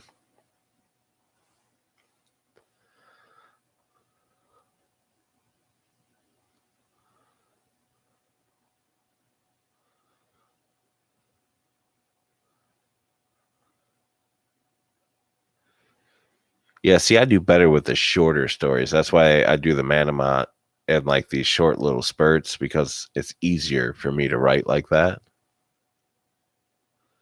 Hey, no problem, Johnny. This next story is called I Was a 911 Dispatcher. I can't go back to work. I may have read this one already, but I can't remember. It's written by Triple Cross Product 3 days ago, so maybe I haven't. Since I left work, I've been continually paranoid. I've been asking my wife to take all the phone calls at home. I can't go on like this. I just hope me writing this all down will help somehow. On my final day at work last week, I had this call in the morning. Transcript of call begins 10:22:41. Dispatch, 911, what's your emergency? Caller, a little girl's voice. Please help me. Dispatch, of course, I'm here. Where are you? At home. What is the emergency? Someone's locked me in my room and I can hear screaming. Okay, what is your address? A woman's screams can be heard in the distance. Please help me. I want to help. I can send help, but I need your address. Everything's going to be all right, okay? I just need you to tell me where you are. Slowly recites her address. Okay, the police are on their way. Thank you. I just need you to stay there. Where are you? And try to stay quiet. Can you tell me any more about what's happening? What's your name? Wait, what's your name? My name's John. Thank you, Mr. John. My name's Katie. Mr. Smith, Katie. My name's John Smith. Thank you for being so kind. More screams in the background. That's okay. I just need you to stay quiet until. Where do you live? I'm sorry? Where do you live, Mr. Smith? I live downtown on the east side. But what's your address? Screams in the background, now drawn out, getting louder. I don't think it's best to tell you that, Katie. Shame. It would have made things easier. The call cuts out as the scream reaches its peak.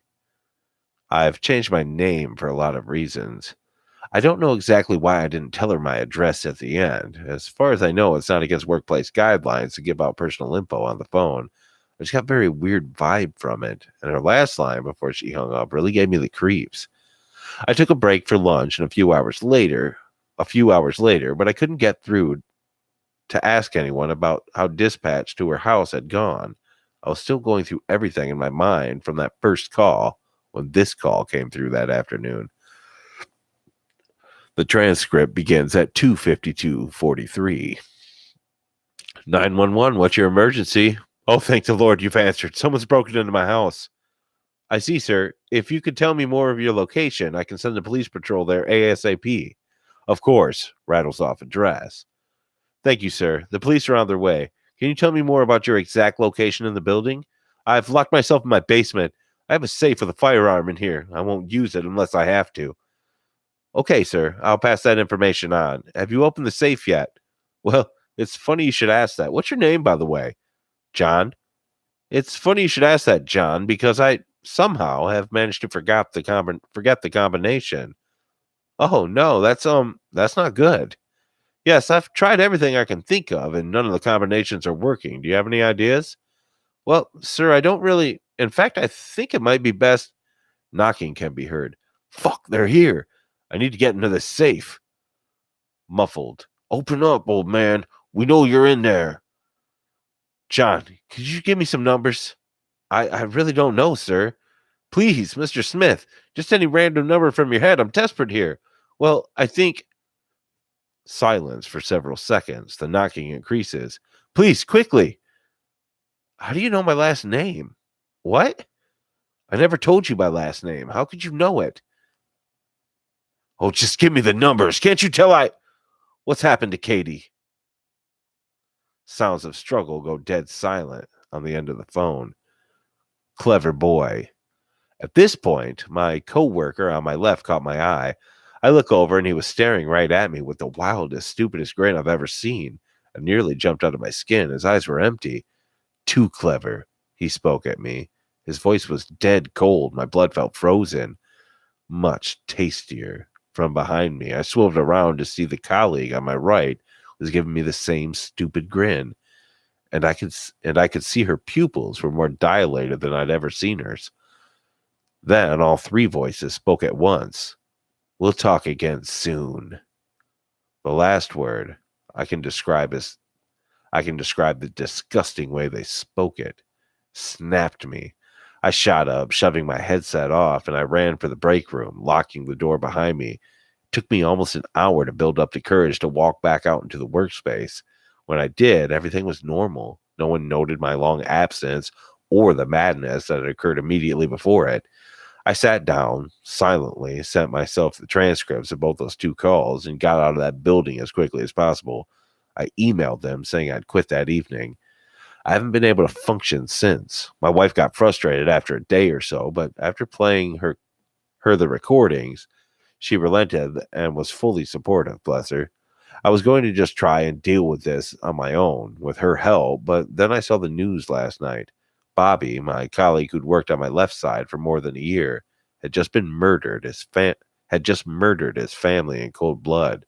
Then he shot himself. I knew his kids. They were adorable. Now they're gone.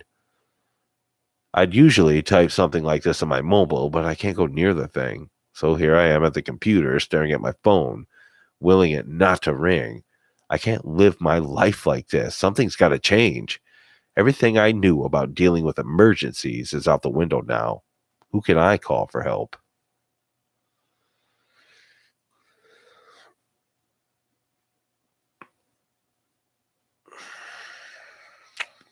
Well, interesting.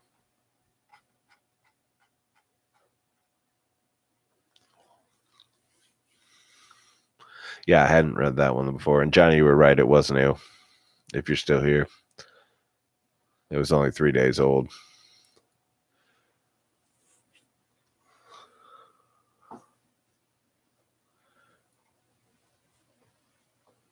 Oh.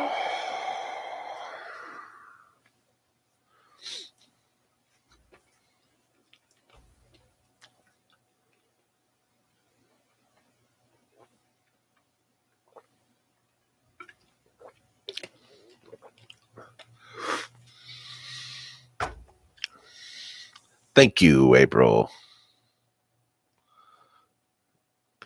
Oh. Spill that tea. It's not tea, it's just water. I already drank the tea out of this, Johnny. Well, it's a bigger water bottle than the other one I was drinking. Yeah, this one's 20. The other one was only 16. All right. So, this next story is called The Active Shooter Drills at My School Are Different. And it is by 5119 Med Music 2 days ago. I'm a first-year teacher at a middle school in the biggest city in one of the poorest states in the South. Let me be the first to admit that this whole place sucks.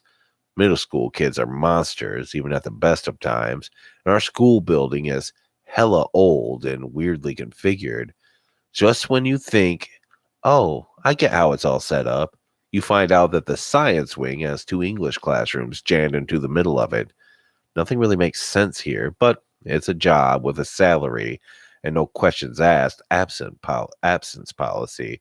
If you need a day off, you take it off, and everyone covers for you till you get back. And that way, we're a pretty good team, us teachers, and we blah, blah, blah, and we generally why can't I say that? And we generally have each other's back in most cases. I recently learned, though, what questions not to ask around here. Every week, there is a mandatory active shooter drill that the administration takes very seriously. They take it so seriously that there's an unspoken zero tolerance policy in place for students and teachers who don't follow the drill instructions to the letter. Black mold is awesome, huh? 2 weeks ago, one of the newer English teachers, Mrs. Battles, got fired on the spot. She hadn't covered her windows like she was instructed. Do I got a new sub? Sweet. Well, thank you for the new sub, whoever you were. Or was it April? April said she had to sub to me again. I saw her carrying a box of belongings out to her car after lunch. She didn't say a word to anyone, nor did the school. Her replacement was hired and started work the next day, an old hand substitute teacher who gave me a knowing wink when I saw her in the break room the next morning. The only acknowledgement the school gave about the change of staffing was a short email from the building supervisor reading, "Welcome back, Mrs. Sanford." Anyway, this drill, it's different. Like I said, the first thing that happens is a giant siren goes off. I'm talking like Silent Hill siren, haunting, loud, incessant, a harbinger of something coming. According to our instructions, as soon as we hear the siren, teachers are to immediately blockade their doors with whatever is available, desks, chairs, anything. Mr. Miller pushes an entire bookcase across his door, and then he has the students throw their backpack against it for good measure. He told me in hushed tones during our last faculty meeting, I'm sorry. The next thing we're told to do is black out all the windows. I have 3 transom-style windows on the back wall of my room with curtains that pull shut as soon as I'm done blacking out the window of my classroom door with double-layered butcher paper.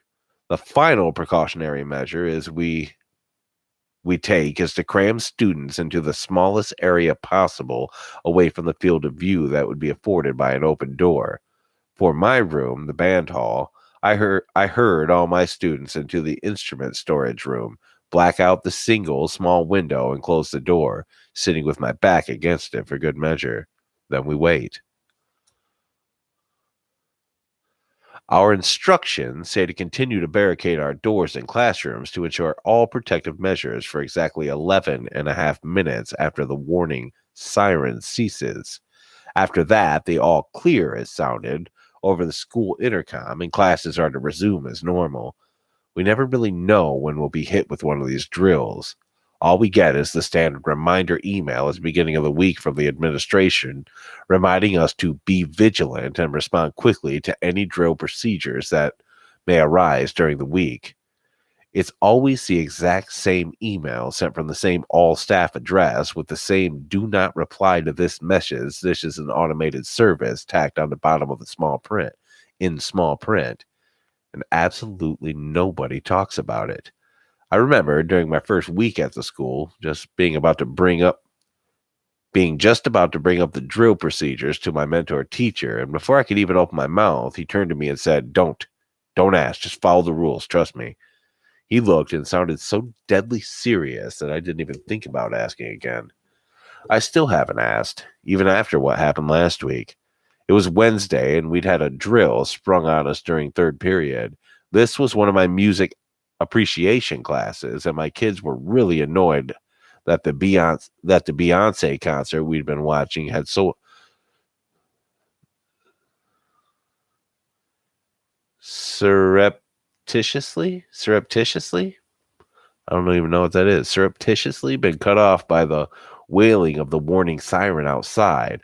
But we followed the procedures to the letter, and once we got the all clear, we picked back up in the middle of the single ladies.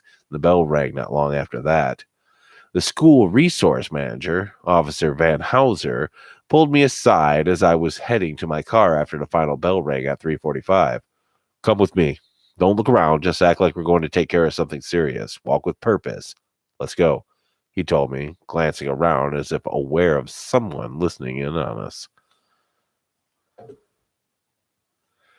We walked side by side to a small office, which I'd probably walked past 100 times but never noticed until he was ushering me quickly into the door and pushing it closed, drawing the blinds on the windows and locking the deadbolt on one swift two-handed flick. The lights were off and I was dark, but for a small The lights were off and it was dark, but for a small desk lamp perched on the utilitarian looking metal desk, strewn with incident statements and paperwork. The desk and one flimsy plastic chair were the only things in the room. No phone, no computer, nothing on the walls. The place looked more like an interrogation room than the office of a student resource manager. Sit, Van Hauser ordered me, and I sat. Watch this and don't say anything until I tell you, he ordered again. I raised my eyebrows and inhaled, beginning to speak, when he cut me off. Don't. Then there was a faint click somewhere in the ceiling, and I glanced up to see a yellow projector bulb coming to life, and I heard a cooling fan begin to whirl at a low-speed pitch. Van Hauser stared at a blank space on the wall as an image flickered to life. The video clip was from an angle looking down the main breezeway that captured both the door to the breezeway and the door to every room that was attached to it, 7 classrooms in all.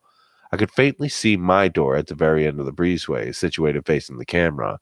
I started to say something again, and the VH cut me off. And VH cut me off again, saying, "Don't, just watch." The timestamp appeared to the right corner of the video, 10:27:14 a.m., 11:28:08:18. For about 30 seconds, I watched nothing happen. Class was obviously in session, and no students were in the breezeway. No custodians pushing the carts full of cleaning supplies.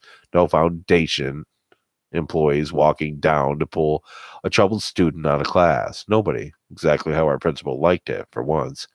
All of a sudden, the video cracked, lagging with the same kind of wiggly, blocky interference you see on fucked up VHS tapes, or when the file gets particularly corrupt. When the video footage finally cleared, there was someone standing in the breezeway. Time-stamped read 10:27:34 a.m. 11 dash dash dash dash dash. He, well, more like it, was standing outside Mr. Ward's door. I don't know, looked like a young black boy, maybe 11 or 12 years old, standing with his head cocked to one side, no more than 6 inches from Ward's classroom door, so close his nose was probably pressed to it. Initially, I thought it, or whatever, was wet or something, judging from the way he ragged. Nondescript clothes stuck and clung to his body and the soaked or maybe oily appearance of his hair, but nothing puddled at his feet. I couldn't tell if there was anything actually dripping off him because of the mediocre video quality. As I watched, it slowly raised a hand, pressed a finger to the door, and dragged it across in a ragged, stilted sort of way, almost like how a drunk person sort of moves in those weird little bursts because their equilibrium is all messed up, you know? What's up, Kit Bina? As if blocked, a little jerkily turned to the left, and the video fuzzed over again, like someone had smacked the camera silly for a second. The camera suddenly snapped back into focus, and the boy, or whatever it was nowhere to be seen. I inhaled, trying to speak, to say anything, to ask one of about 1,000 questions that were threatening to burst out of my ears and eye sockets, but VH cut me off again, putting his hand up and saying, "Just don't. Stop. Watch." The video footage shook and lagged again, but when it popped back out into focus, I noticed it was clearer than before, more stable somehow, like the video I'd been watching had been imperceptibly vibrating or something, and now it wasn't. At the top corner, the timestamp read 10:38:23 a.m. 11 dash dash dash dash dash. My breath caught in my throat as I watched the video. He was standing at the end of the breezeway, looking much smaller because of the distance and perceptive of the camera. Perceptive of the camera, but still clearly visible. The oily, wet sheen was somehow more pronounced. I couldn't tell it had hands. I could tell that it had its hands raised and pressed against the last door on the breezeway, my door. The camera began to vibrate imperceptibly again, the video beginning to appear to lose quality, but as the seconds ticked by on the timestamp counter, the shaking became more pronounced. After 5 seconds, the camera seemed to be shaking like an earthquake was rocking the building to which it was attached. At the height of the shaking, it very suddenly stopped, and at the same instant, the giant black cloud exploded at the end of the breezeway. The camera cut out completely about a second later, the footage file shrinking into blank nothingness, leaving nothing but the timestamp in the top corner. I realized I was gripping the sides of the shitty plastic chair hard enough to make my palms hurt. Now that it was over, I didn't have anything to say. VH got up from his desk and walked around it. Squatting down in front of me, he yanked my chair around to face him. I stared at him as he looked at me, the intensity and seriousness behind his eyes telling me that he was absolutely not fucking with me. I showed you this because we need more protectors, he told me. I actually heard the capital letter at the end of the last word. He continued, "You can't ask what this is. You can't let on to anyone what I'm asking you to do, or what I just showed you." "What exactly are you asking me to do?" I asked. As if he's been holding his breath, VH sort of deflated a little. I could tell he was less anxious, less ready to pounce, as he had been seconds ago. He walked back around to the other side of his desk and pulled open a drawer. It screeched, sounding like it had been stuck closed, or at least not opened, in a long time. He took out something in a bag, along with an envelope, and walked back around to squat down in front of me, pressing the bag and envelope into my hand, and he told me simply, "Take these, read the letter. Once you're done, read it again. After that, read it one more time, then burn it. Keep the bag in your desk and follow the rules for the drill. You'll know if you're needed, and don't say anything, not ever." At that, he yanked me to my feet by the arm and quickly ushered me out of the office. As I left, I heard another little click from the ceiling, and then the door closed. So, yeah, things are different here. I read the letter, read it 3 times, then burned it like VH told me to do. I know what I have to do, but I can't talk about it. If you ever see a news story about a tragedy at an urban middle school in the South or something, you'll know we failed. I just hope we can contain it.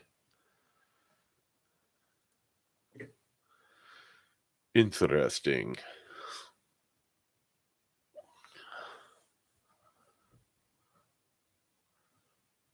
You heard something on the roof. Oh, Krampus. Krampus coming to fuck you up, or five.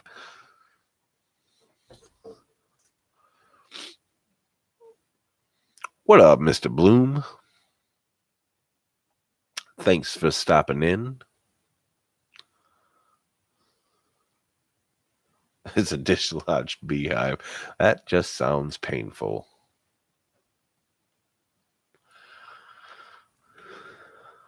Hey, thanks for subbing, Mr. Bloom. I appreciate it. Just doing my weekly Murder Monday, where I just hang out. We all just kind of hang out and chill. You know, just talk a little bit, and I read stories and all that good stuff. Sometimes creepy stuff happens behind me here, and I don't see it because I'm busy reading, but other people apparently do. You know, stuff like that.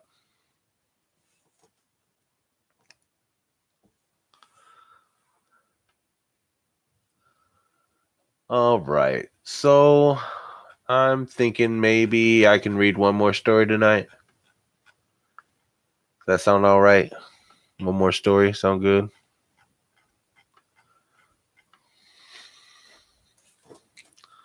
Going on 2 hours now.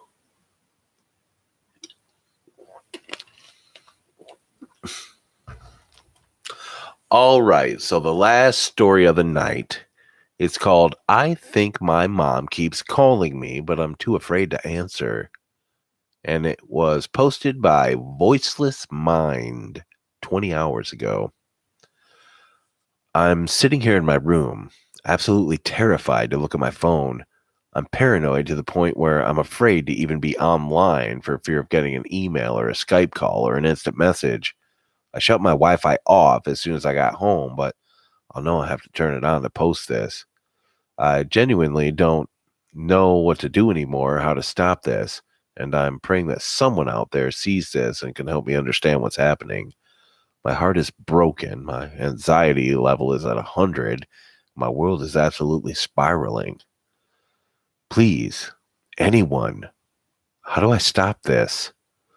I apologize in advance at how long this story is inevitably going to be, but I need to tell someone, anyone, everything. I'm a 25-year-old. Here we go. This matches my voice perfectly. I'm a 25-year-old female, an only child, and raised in an immigrant family that fled from Croatia when I was 3 years old. I consider myself fully Americanized at this point, having been raised by society and the culture, traditions, and superstitions for as long as I can remember. My parents, however, not so much.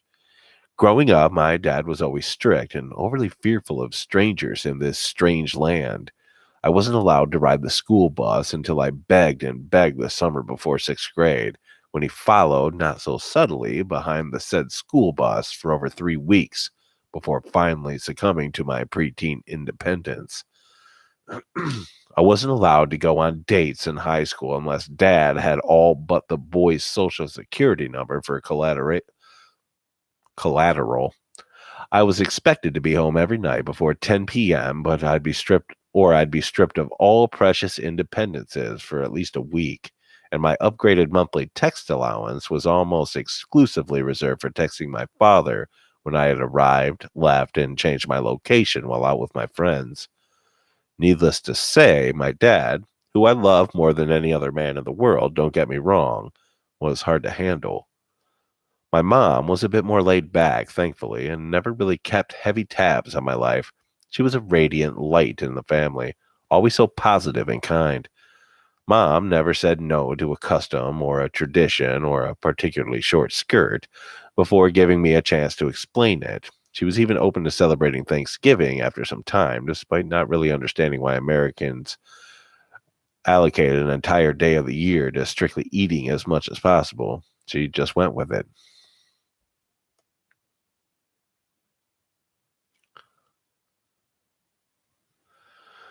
The only thing Mom had a hard time grasping was superstitions. Croatia had its own superstitions, which she literally lived by, but little things in American culture didn't seem to click. One of these difficult concepts was unveiled when I hit high school and decided I was interested in theater. It wasn't anything I was super passionate about, but a boy I liked was in the first semester winter play, so naturally I joined. Our personalities didn't align though, so we just ended up being friends. But I stayed in theater because it was a fun outlet and I was the whimsical type. In my first ever play, I was cast as an extra with a whopping one sentence dialogue, and mom and dad were thrilled. I still remember dad's cheesy grin the day I told him about my tiny little role, then him walking into the back and then him walking into the back the night of the show where we all were last minute rehearsing in a full suit and tie just to squeeze the life out of his daughter before her mini moment of fame. I remember my mom following close behind him and grabbing my hands, then lovingly wishing me good luck in her adorable broken English. A friend of mine behind me mocked, gasped at the words, confusing her, and I explained that in showbiz, you can't say good luck because it's actually considered bad luck. Mom's laugh was awkward and uncertain until after I told her break a leg was the more accepted option. When it quickly broke into horrified shock, she whispered a prompt no, no, no to me, which made my friend laugh, gave me a tight hug and a kiss on the cheek, and walked off with my dad. She gave me a double thumbs up just as they were walking out the door, and I remember rolling my eyes at how awkward my mom was. That was the only play of mine my mom ever saw. A few months after, she was diagnosed with stage 4 breast cancer and was often hospitalized. I contemplated quitting theater, but my mom convinced me that she'd never forgive me if she didn't allow my father to film me on stage so she could cheer me on from her boring hospital room. So I did. I stayed. Our summer play at the end of my freshman at the end of my freshman year was bittersweet because I landed a pretty big supporting cast role with several lines of dialogue. Damn. Which was so exciting for me, but mom was in the hospital again. So that night, dad did the usual breaking and entering into the back room to wish me luck before the showtime, and I watched him exit alone without his little mama shadow. It was 10 minutes to showtime, and I was adjusting my dress when I saw my cell phone light up on the table and my mom's grinning face fill the screen. I answered as quickly as I noticed it, but I heard a crackle on the other end. After calling out to her for a few times, I sat and waited patiently for a response. I knew the service in the hospital was dreadful, and the chances were high that she was making the nurses move her around the floor to get a better reception. Finally, in the midst of the quiet static, I heard one faintly whispered word. Thret, Sretno. And then it cut out. I looked at my phone and I tried calling her back when I realized we'd lost connection, but the line couldn't be reached. At first, anxiety hit me like a bullet train. Then I couldn't even comprehend what she'd actually said, but then, when I realized what I heard, I smiled and then laughed. Sretno means good luck in our language. Mom knew she wasn't supposed to say good luck, but I could see how she took it literally and opted just to say it in Croatian rather than saying those darned unlucky English words. It lifted me up and gave me a newfound sense of determination to kill it on stage. But I wasn't the one doing the killing. I will never forget that night, the first night. Everything was going exactly as planned until about a third of the way into the play, when one of the old school 20-pound stage lights came detached off its perch and plummeted to the ground, where Maria, not her real name, the lead, stood performing. The force at which it crashed into her tilted head right in front of me killed her instantly and rendered me hysterical. My father pushed through the crowd, jumped the stage, and pulled my sobbing 15-year-old self out of the school theater and ran into the rain, effectively banishing me from ever being under those lights again. We didn't even grab my things from the back. My phone, my clothes, my book bag, everything was left at school. My dad sped away, mumbling to either myself or himself of how stupid he was to trust an American school to be structurally safe, and how he never should have let me join theater, and how it could have been me, all the while squeezing my left hand in a shaking vice grip in my lap. I remember being hyper aware of the cars in the road, of my dad's muttering, of the rain hitting the windshield.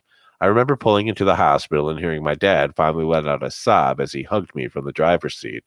I remember really, really wanting to see my mom. I remember walking into the hospital and my dad talking to a nurse who looked sad to see me. I remember my dad breaking down and two other nurses grabbing him as he collapsed. I remember my entire life changing that night when I lost my mom. I didn't tell my dad, my friends, or any other family members about my mother's last word to me during our last call, mostly because it was the last thing I could remember that was strictly ours. I was selfish and sad and kept that moment, that word, chained and locked away in a reinforced steel box tucked into the depths of my broken heart. But it was hard for a while, but no, it was hard for a while, but as it tends to do, time made things easier. Dad and I were closer during the start of my junior than we were my entire sophomore year combined. Things were finally returning to normal, sort of. My first semester finals of my junior year were scheduled the week before Christmas, and I spent the week prior to that in the county library basically from the time I got off school to about 8 or 9 at night. My dad had his reservations when it came to me being out alone, but we compromised. I would drive home after school. Dad would be home from work and would drive me to the library.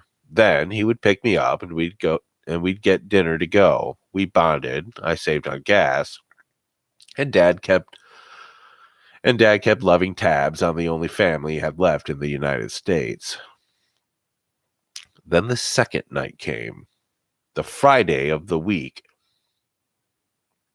that I spent studying in the library.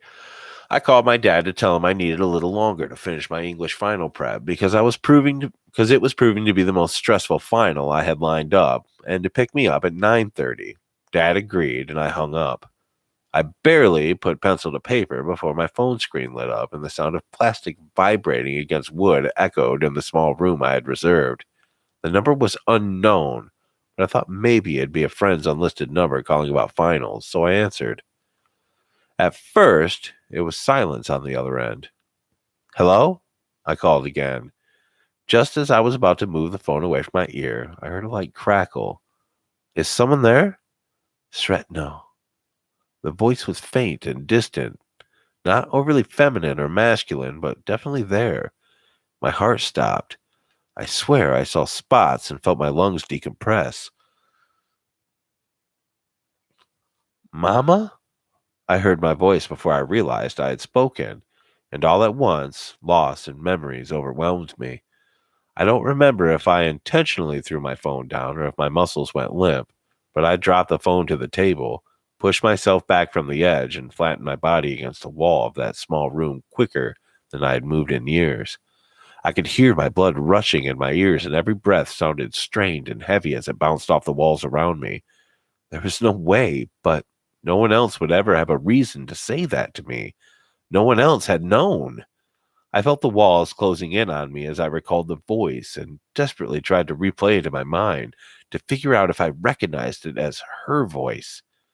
And then, as I was dumping everything into my bag, including my phone, and sprinting out of the room, down the stairs, and towards the front door, my dad wouldn't be there for another hour, but I was fine with running home. As I stepped into the lobby of the library of the first floor staircase, I noticed an older woman standing in front of an elevator a few yards away from me, and I heard the ding as it approached. To this day, I'm not sure why I stopped running to watch her board the elevator, but more than anything, I wish I hadn't. The metal door slowly slipped open. Man, sorry about that. And the older woman took 3 steps forward. In the split second that it took for one of her feet to firmly plant themselves onto the platform, the elevator dropped.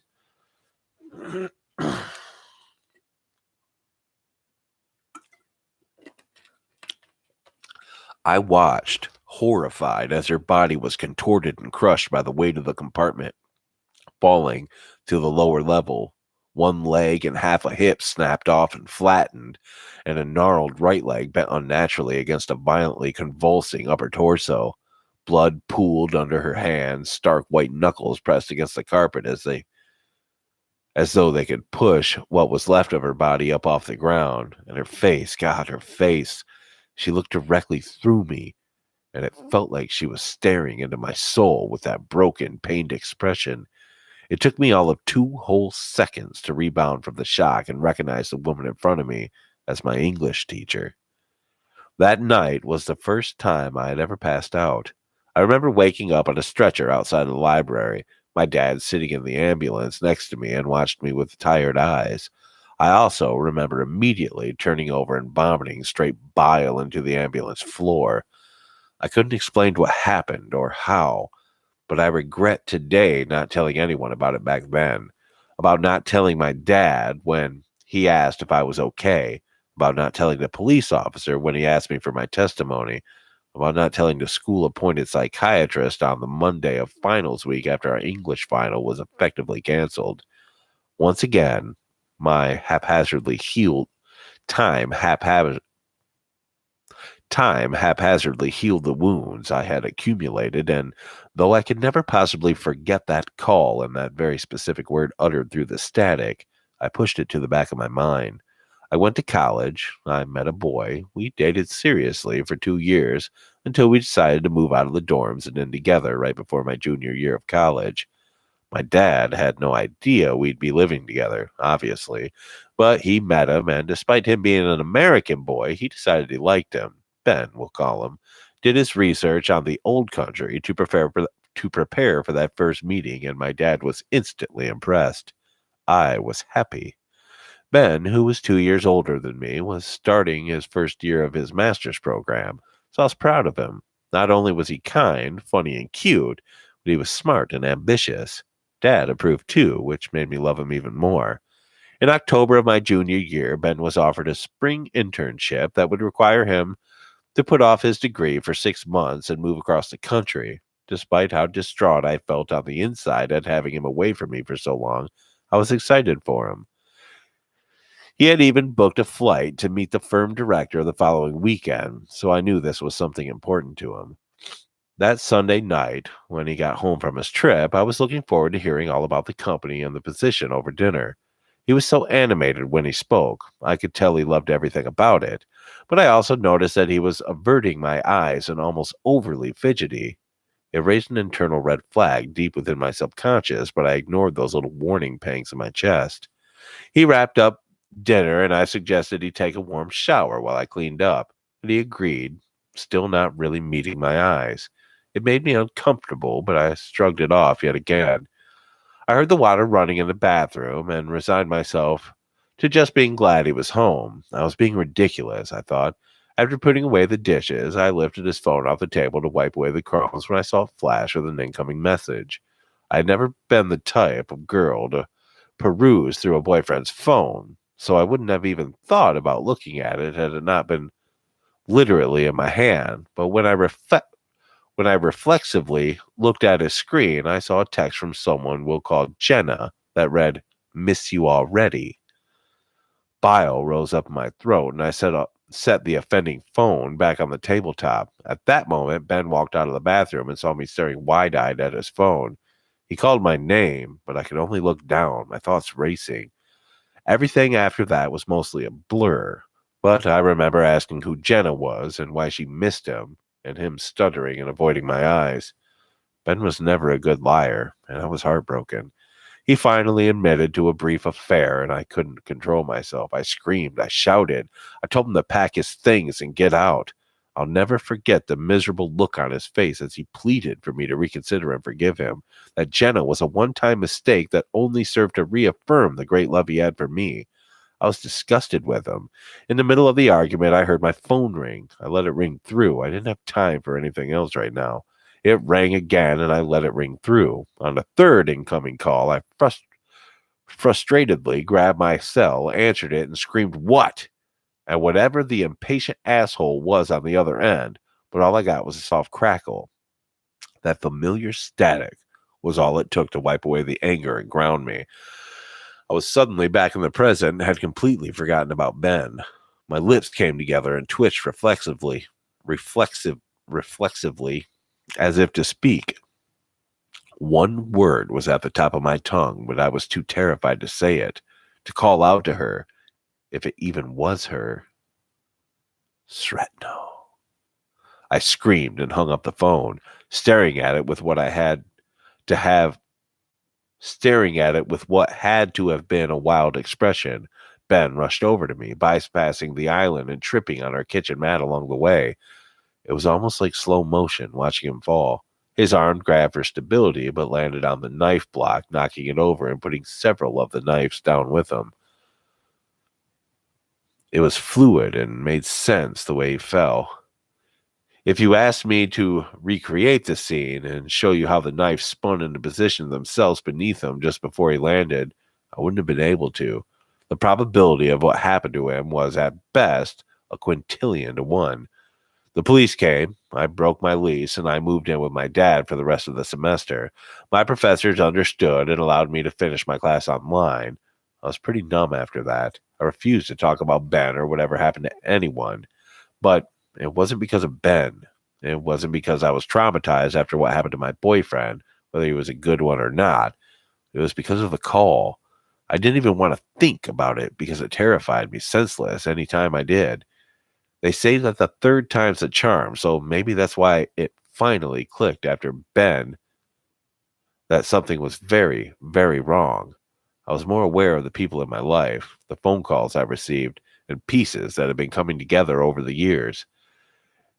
It was quiet again for a while after that. I got an internship myself after college, and then they hired me full time about 2 years ago. It was in my hometown, and I'm really close to my dad's house, so I rented out a comfortable little apartment down the street from him and devoted my time to my career.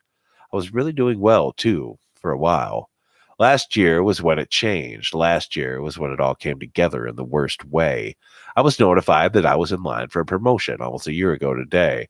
I was simultaneously thrilled at the prospect of growing within the company and shocked at the fact that they were asking me to move up 2 whole ranks within the company hierarchy so quickly. I had worked hard, pulled long hours, and did anything anyone needed me to do without many distractions in or outside of work, but it still came as such a surprise. I immediately called my dad to tell him the good news, and he was just as proud as he was the day I came home to tell him I was cast in the school play as an extra. Small or large milestone, my dad saw them all the same, and he was simply oozed with pride, even through the phone. I had my internal interview set for the following Tuesday and spent hours preparing myself. I worked at a design firm, so I was pertinent that I had a pristine portfolio to show off during the interview, but of course my nerves got the best of me in the face of questions I couldn't have prepared for. My interview was held by a panel of three: my director, his boss, and the woman who formerly held the role I was interviewing for. My director and I were somewhat close. His daughter was my age, and we got along well whenever she came to the company gatherings. Dave gave me life advice that my overly traditional father couldn't exactly help with, and I brought him extra frit tool every time I baked them for my dad, which was often, as it was his favorite dessert. His boss was a mild man, usually very pleasant to interact with, and saw the best in everyone. He valued Dave's opinion heavily, so I thought for sure that I had it in the bag. But I forgot about Karen, the person I'd be replacing. She was leaving the company by her own volition, but seemed to be bitter at the thought of someone replacing her so quickly, especially a much younger woman such as myself. She asked all kinds of questions that I wasn't expecting, and in an effort to impress, I may have bullshitted a couple of answers so obviously that even Dave looked like he was sweating. At the end, I apologized for my limited knowledge and expressed my desire to improve, and I left, wishing for half a bottle of wine and a pillow to suffocate myself with. I sat down at my desk and heaved a disappointed sigh that definitely didn't go to plan. My cell phone buzzed in my purse, and I tiredly pulled it out, thinking it must have been my dad. He was always very punctual, and it was exactly 1 hour after the interview started. My smile melted instantly as I saw "unknown" flash across the screen. It wasn't Dad. All I could think to do was set it down on my desk and stare. If I wasn't sweating before, I probably was drenched right then. My heart was beating so fast it might as well have been vibrating itself. I wasn't going to answer, not this time. I had my suspicions, and I was not going to confirm or deny them. And I didn't. But Anthony did. Anthony sat at the desk closest to mine in our open concept office. He and I got along exceptionally well. I've third wheeled him with his boyfriend multiple times, and he was my best friend at work, and truthfully, probably the closest thing to a best friend outside of work, too. And I was so lost in my own head that I didn't even notice his arm reach over to my shoulder and grab the phone until he already answered it. "Anthony," I screeched. Anthony put a finger up to his lips and winked at me as though he were doing me a favor. "Hello?" he said again, through a rough edge in his usually friendly voice. "Who's this? Why are you calling my girlfriend?" I ripped the phone from his hands and placed it against my ear. "Stop calling me!" Just as I was about to hang up, I heard it. Not her. It. I refused to ever think of this thing on the other end as anything remotely close to what she used to be. Shrapnel. I hung up and threw the phone into my purse. Anthony placed a hand on my shoulder, but I shrugged him off and ran to the bathroom. I almost didn't make it before my lunch came back up. That day, the police arrived to take a man I didn't know to prison. He turned out to be the other employee in line for my same position. He had a momentary lapse of judgment, clarity, sanity, and he had attacked her. They didn't tell me the details of how he did it, but just like Karen didn't survive the attack, Dave and his boss thankfully made it out unscathed. But I took another heavy mental beating. I found out the next week that I got the promotion. I respectfully declined.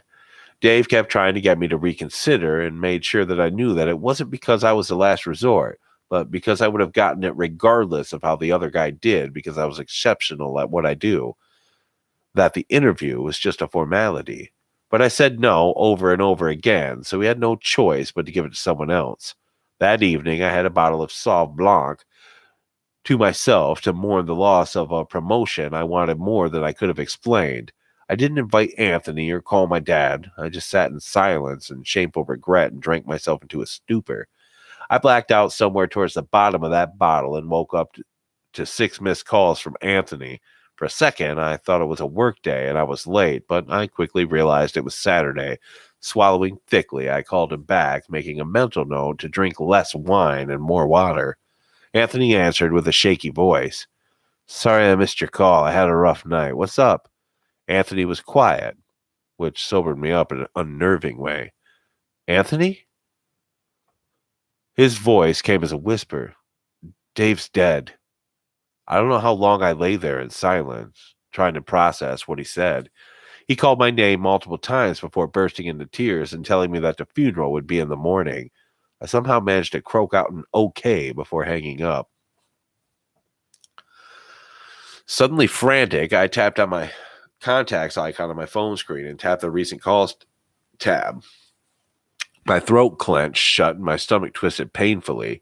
I received a call at 1:27 a.m. I answered it. I put my resignation Monday morning after the funeral and left the same day. I didn't care about burning bridges or maintaining professionalism. I just needed to leave. I found a small design studio a month later and isolated myself to my desk, producing excellent work while avoiding all social interactions and meaningful relationships. Anthony called me every day for 3 weeks, then once or twice a week for a month, then sporadically or on holidays. I couldn't answer, couldn't risk it. I was lonely, but I had my dad and my job. About a month ago, I was assigned to a new project and did the best I could possibly do, but the client hated my work. He was a stingy old man that didn't want to pay for half the things he labeled as requirements, so I politely offered to redo the parts he disliked and jointly come to an agreement on the cost. He refused to work with me, though, and demanded I get my boss. It was embarrassing, to say the least. Even though my boss assured me that these things happened and my work was beautiful, I still felt horrible. My stress levels were high during that call. I was still staring unblinkingly at my boss through the soundproof office window while she consoled the angry customer, my angry customer. I was so upset by the whole thing that when my phone rang, I didn't even look to see who it was before, hello? A crackle and then a voice. Shred. No! I hung up and slammed my phone into the table, snapping my head up and locking my eyes into the boss's haunched form. For a long, painstaking second, I thought it would be okay. Nothing happened, but I still didn't dare breathe as I watched her. Of course, I thought wrong. Her body jolted and she screamed into the phone before dropping it and running out of her office. The secretary grabbed her by the shoulders and demanded to know what was wrong, but she couldn't speak through her hysterical cries. I don't think I breathed once during that interaction, not until she looked at me with such a frightened, watery eyes and unspoken blame. He shot himself on the call, she whispered, almost soft enough to where I didn't hear her, but I did. And I finally let out a shaky breath I had been holding. I worked there for another month before I quit.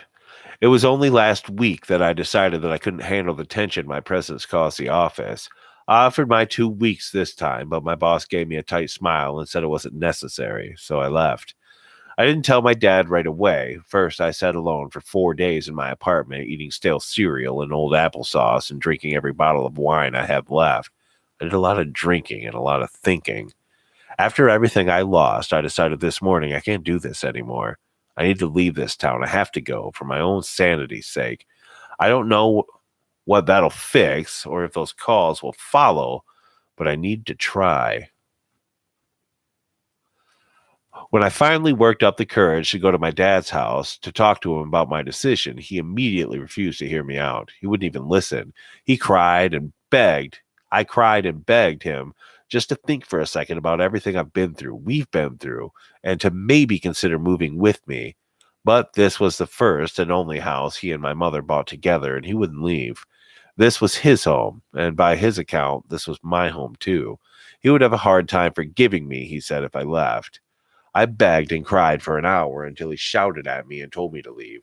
In the end, I drove the short distance home in tears and sat in the parking lot of my complex crying like a baby. I couldn't stop crying, ugly crying, that I didn't even notice my phone vibrating in my purse in the passenger seat. I didn't hear the way made my house keys rattle. I didn't see the blinding light it emitted from the inside of my bag and the way it made the inside of my car glow. I didn't notice any of it until I took a deep breath to calm myself and opened my eyes for the first time in minutes. I saw the light disappear as the call ended, and then saw it return with full force as another call came through. A cold breeze washed over me and my bones turned to ice. My heart clenched, my breathing ceased. I stared at the end of the phone that was visible amidst the layers of pleather and didn't blink. So many seconds passed. The light disappeared as the call ended, and some of the tension left my body, leaving my muscles and joints throbbing. But both the light and the tension came back on when yet another call came in. With trembling hands, I delicately pulled the phone out of my purse like I was removing a bomb ready to detonate at any sudden movement or misplaced fingers. I avoided the screen like the plague in fear of answering.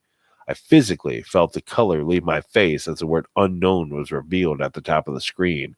My stomach turned. I hadn't eaten since breakfast, but I thought I was going to be sick. Without even breathing, I set the phone down on the floor of the passenger side, screen facing up, and tossed a jacket from the back seat over it, then ran out of the car up to my apartment and locked myself in my bedroom. I thought it was safe. I thought he was safe. But I heard the most impossible sound coming from my closet, and I wanted to vomit right then and there. I know what it was, but I can't look.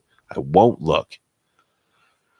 I've kept all my family's old phones in a little plastic box in the corner of my closet, you see. One or two of them might still work with the right SIM card and a cell plan, but most are completely out of commission. But they're all ringing, every single one of them. I think I might have even heard one of my old new email tones amongst the different ringtones and vibration patterns. I don't know how, but I know why. And I don't know what to do. It can't be her. She would never do this. Not to me, not to him. Please. What do I do? Please.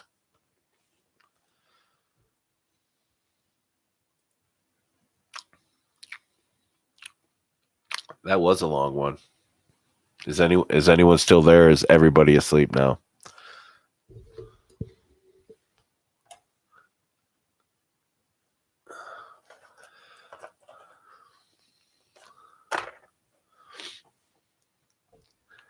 Yeah, that was a long one. I almost fell asleep reading it. It's kind of an interesting story, though. It's just a long one. Well, that is going to call Murder Monday for this week. Mr. Bloom, it starts at 9 p.m. every single Monday. Well, 9 p.m. Eastern Standard Time. So every single Monday, it'll be here. So you're welcome anytime. And I post a video Monday, Wednesday, and Fridays. So thank you for coming, everybody. I'm glad everybody hung out. Hope everybody had a good time. And I'll see y'all later.